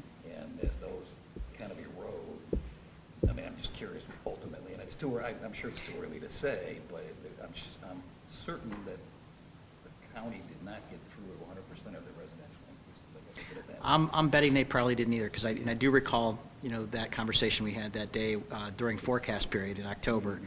And so, no, your comment is something I think about all the time, especially when I talk to those guys. So, yeah, it might be a little early, but yeah, as soon as I know something and we start moving towards that May forecast, I'm hoping we can dig down to the numbers a little closer with regards to the actual variance and how it turned out. I know they extended it, but they've already, like I said, I already got, I think, yeah, mine was really ridiculous. I mean, Mine was too. yeah. But they've already started, I guess I know they got back to me, I guess I'll put it that way, that's my only reference. I haven't been polling people, but, Right. you know, it's just so we're ready for, what I hope won't be too bad a surprise, but I mean, Yeah, just, and, you know. and we're just now collecting first half of 18, so I think we're Yeah, going to so see, it's- we're going to see some more conversation about that as we get into second half Yeah. and it get a might be full more year. relevant for your new budget, Right. really for next year than it is for, yeah. Absolutely. Yeah, no, I agree, it's probably more, it's out. And that's why I rely on everybody on the board, especially when you're looking at your tax bills, because that'll be across the board. That's going to be, there's a lot of folks that are going to be, they're going to talk about it, and I want to know what it looks like, because I'm curious to see what the impact is, if anything appears to be an impact. So that'll be an interesting conversation. Good. Anything else? Great. Nothing more in the board financial report. Again, I like boring sometimes. When I'm talking about numbers, I don't like surprises. So there really weren't many. On the appropriation side, I do want to talk a little bit about it because it really ties into really the topic of the evening. In sitting down with Chris Code and kind of working through some of our, I've been talking more about the 003, the permanent improvement funds that I have about the 001, which is the general fund lately. But Chris and I have spent a lot of time because it has been obviously a topic of discussion from buses to buildings. And so the increase in the appropriations as a part of my consent agenda really does take into consideration cash balances in the permanent improvement funds as well as projected tax receipts. And so, I stay very close to that, and we're not doing anything out of the ordinary. And it's not like I'm projecting 2 years in advance and saying, Chris, take it all, or we'll project. We're trying to stay close to the date of receipt as well. So that is something we'll be talking about probably at length down the road as well as we move through some of these permanent improvement. And I will tell you, as a side note, I've employed Huntington National Capital Markets to manage our 44.5. I keep the 6.7 in premium bonds still at Star Ohio, earning about 2.34%. And I'm trying to for the larger portion of those funds, earn closer to, I said earlier about 2.25. I'll stick to that. If I get 2.5, great. But Ohio Revised Code limits me to the, luckily, I'm glad. I mean, it's not hard to be conservative for me. But it limits me to 270 days on commercial paper, so it keeps us on the straight and narrow when it comes to, using that word risk, which is, minimized in those type of investments. So I look forward to bringing those folks to a board meeting in the very near future, so you can meet them and really talk about those investments. And as we get further into the construction project, we can sit and talk about. I think, Mark's point earlier, and just kind of bringing up the fact that, how much money we're going to have for the high school and middle school, I think that'll be a good topic of discussion because they've taken the draw schedule that we have that I received December 7th. I'll never forget the date, not only because it's December 7th, but, and I shared that with Huntington because they actually project out based on these investments. And so that'll be fun to talk about, and I look forward to bringing them to a meeting. That's it for me. Okay. Roll call? Mrs. Kramer? Yes. Mr. Peterson? Yes. Mr. Ziegler? Yes. Mr. Dozen? Yes. Mrs. Mack? Yes. Item 13, using items. A, announcements, and B, adjournment. Do I have a motion? So moved. Second. Okay. Announcements? Just that the next board meeting is March 27th at 7 PM. Be there or be square. Roll call? Mrs. Kramer? Yes. Mr. Peterson? Yes. Mr. Ziegler? Yes. Mr. Dozen? Yes. Mrs. Mack? Yes. We adjourn. Thank you for. 9:26. Thank you, everybody, for hanging in there so long. Yeah.